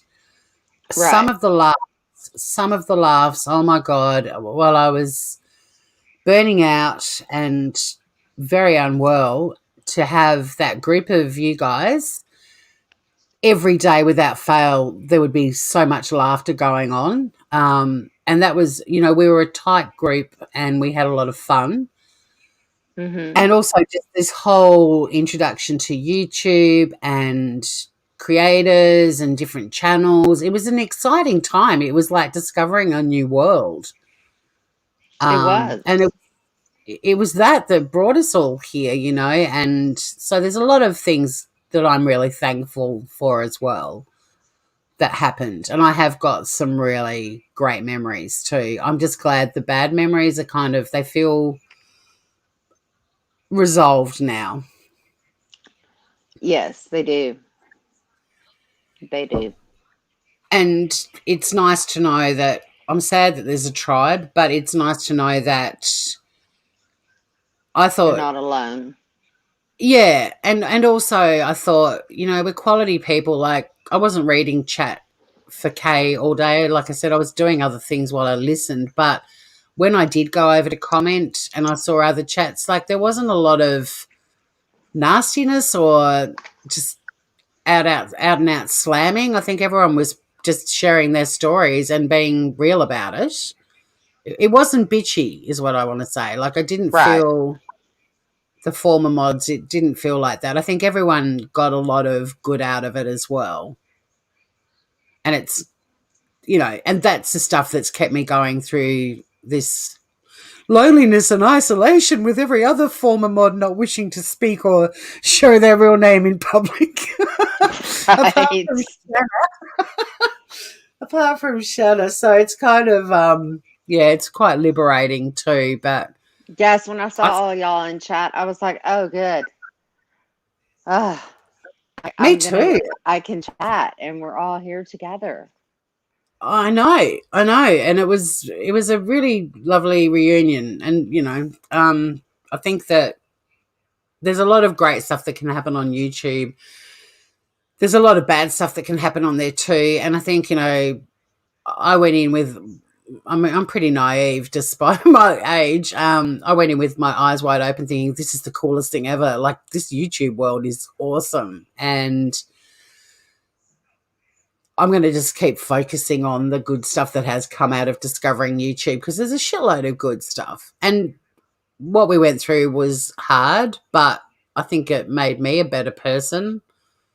Certainly toned down my dickhead behaviour since then.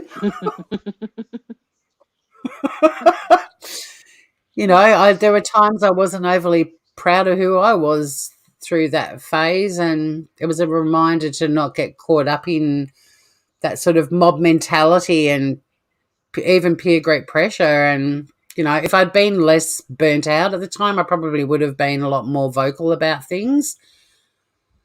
But like we were saying earlier, Jamie, it was actually safer to just be quiet. It was. It And now we don't have was. to be. Now we don't have to be.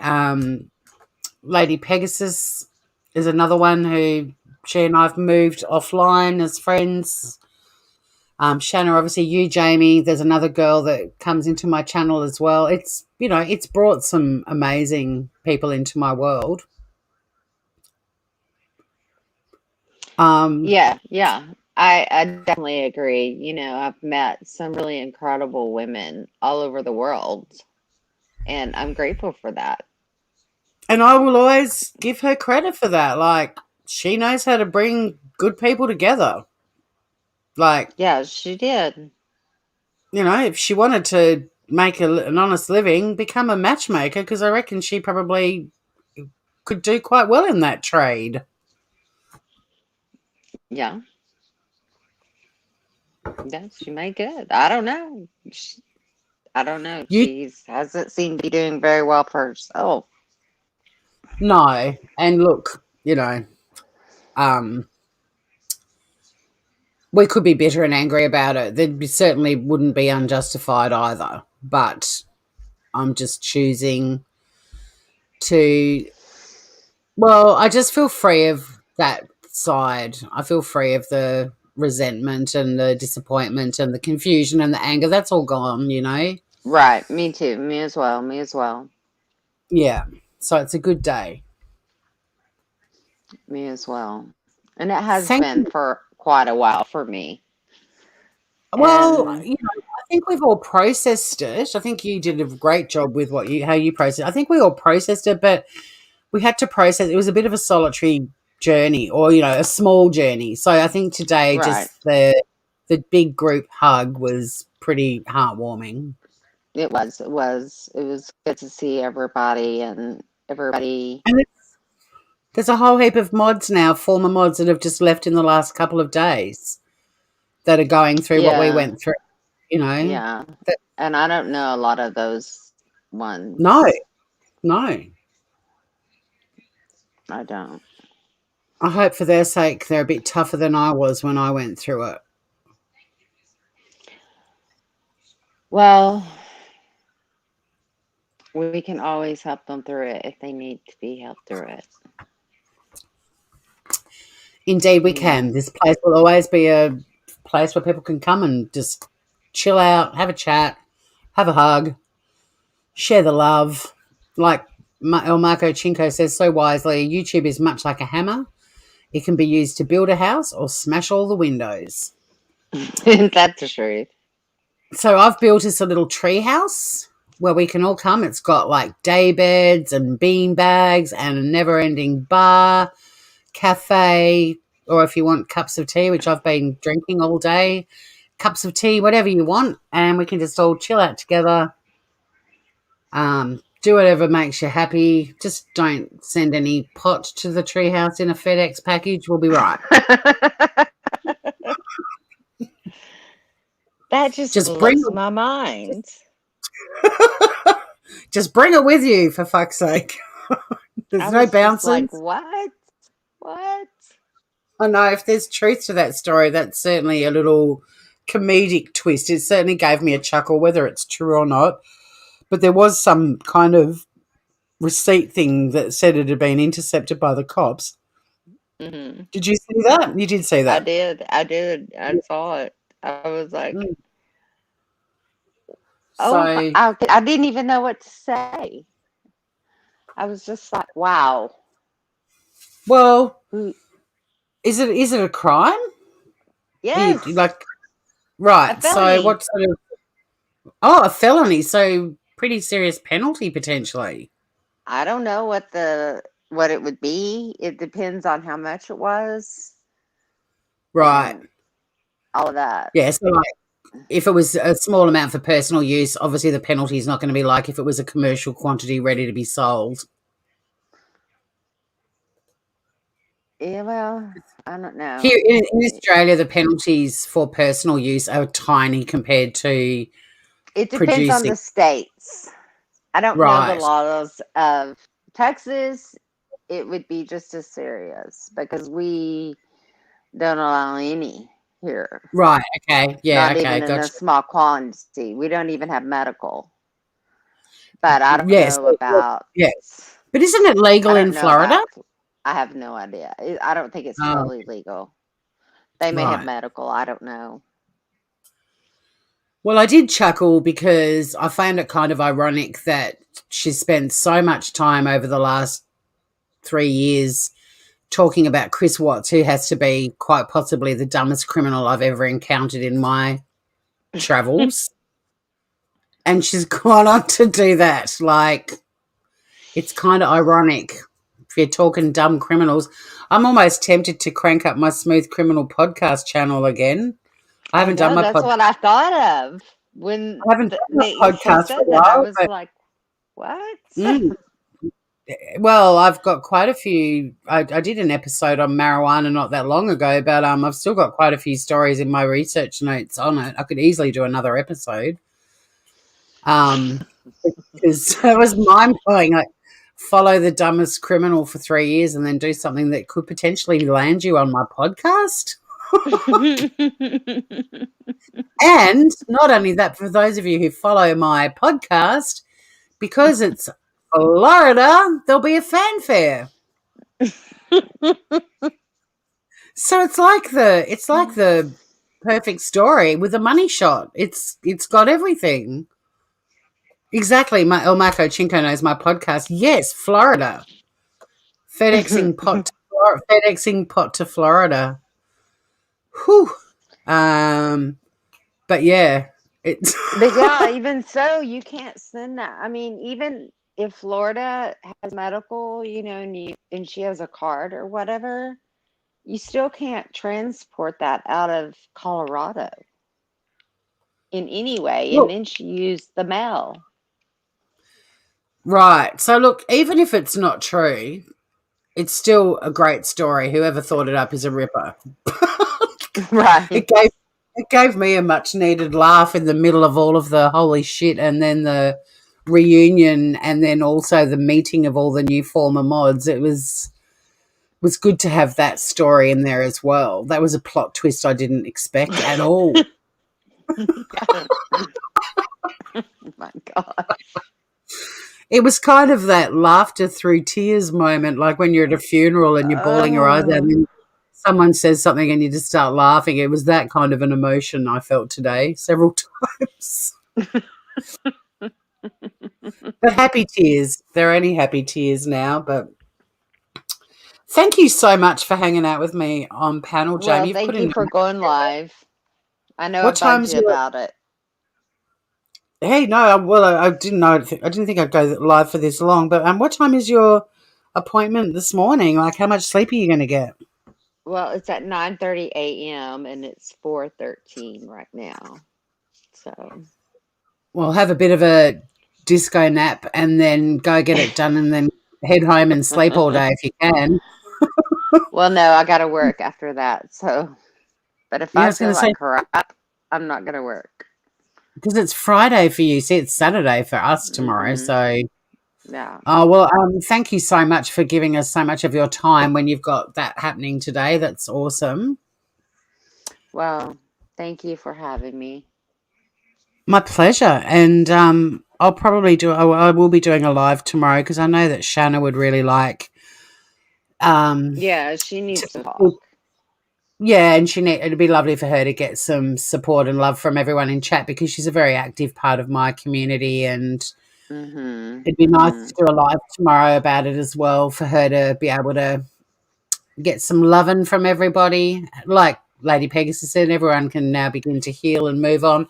I feel like I've healed, but yeah, definitely move on. Right. But there will be opportunities for people to still, share their story if they want to, or just hang out with everyone I mean, this seriously has to be the most laid back channel on YouTube. I might even set up my camera tomorrow and cam up. Be brave. Oh my gosh. I know. Look out. Look Look at out. your beautiful face. I need to change that avatar. That's my 50th birthday, and I'm 54 now. I should put a more current. I don't want to be accused of being a fucking catfish. I mean, Well, I I'm 50 now. Can you believe it? no, I can't. We were all in our Yes. 40s when we met. That's how long. I I know how know. long. Did I turn 50 while we were mods? I I couldn't have. think it was just right before then that you had turned 50. Yeah, I was the second oldest in the gang. Right. So, My okay. camera's not set up, Mark, so no camming up. Has the background changed? No, that's in StreamYard. That's a background you can have. You can change.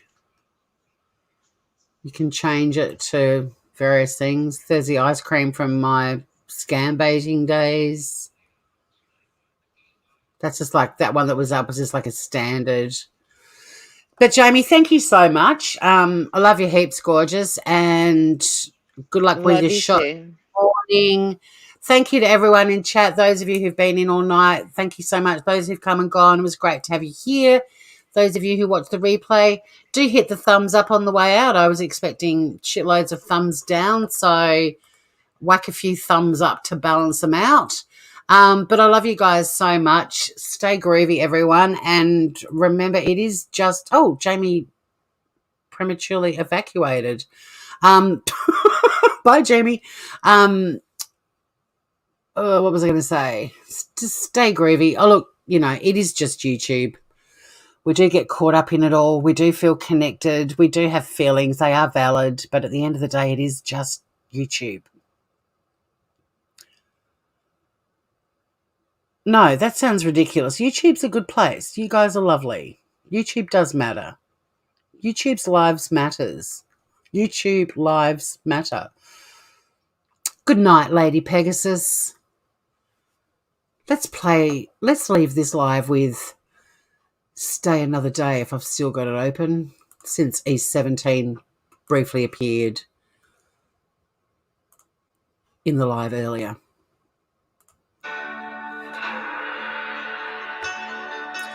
Love you, Jamie.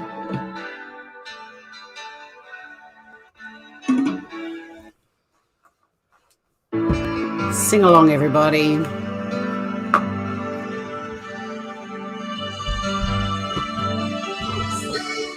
Baby, if you got to go away, don't think I could take the pain.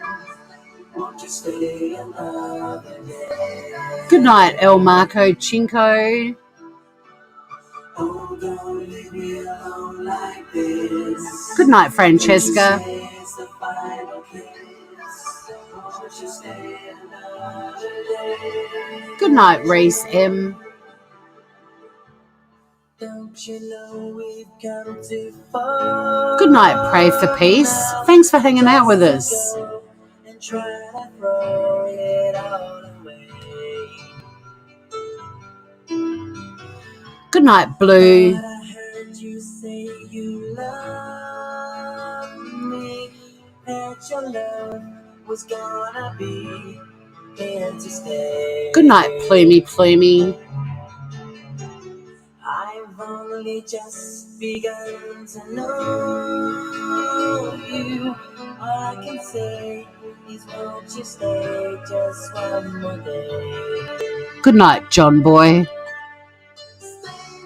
Baby, if you got to go away, don't think I could take the pain. Won't you stay another day? Save the whales. Oh, don't leave me alone like this. Don't you say it's the final kiss. Won't you stay another day? Good morning or good night to everyone watching the replay. I touch your face while you are asleep. Sweet dreams, Biscuit, wherever you are.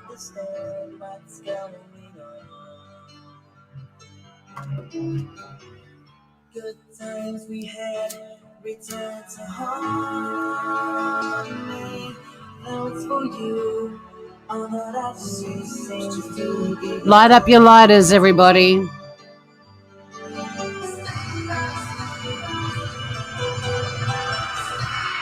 Baby, if you got to go away, don't think I could take the pain. Won't you stay another day? Why are you all still here? Go away. Stay groovy, everybody.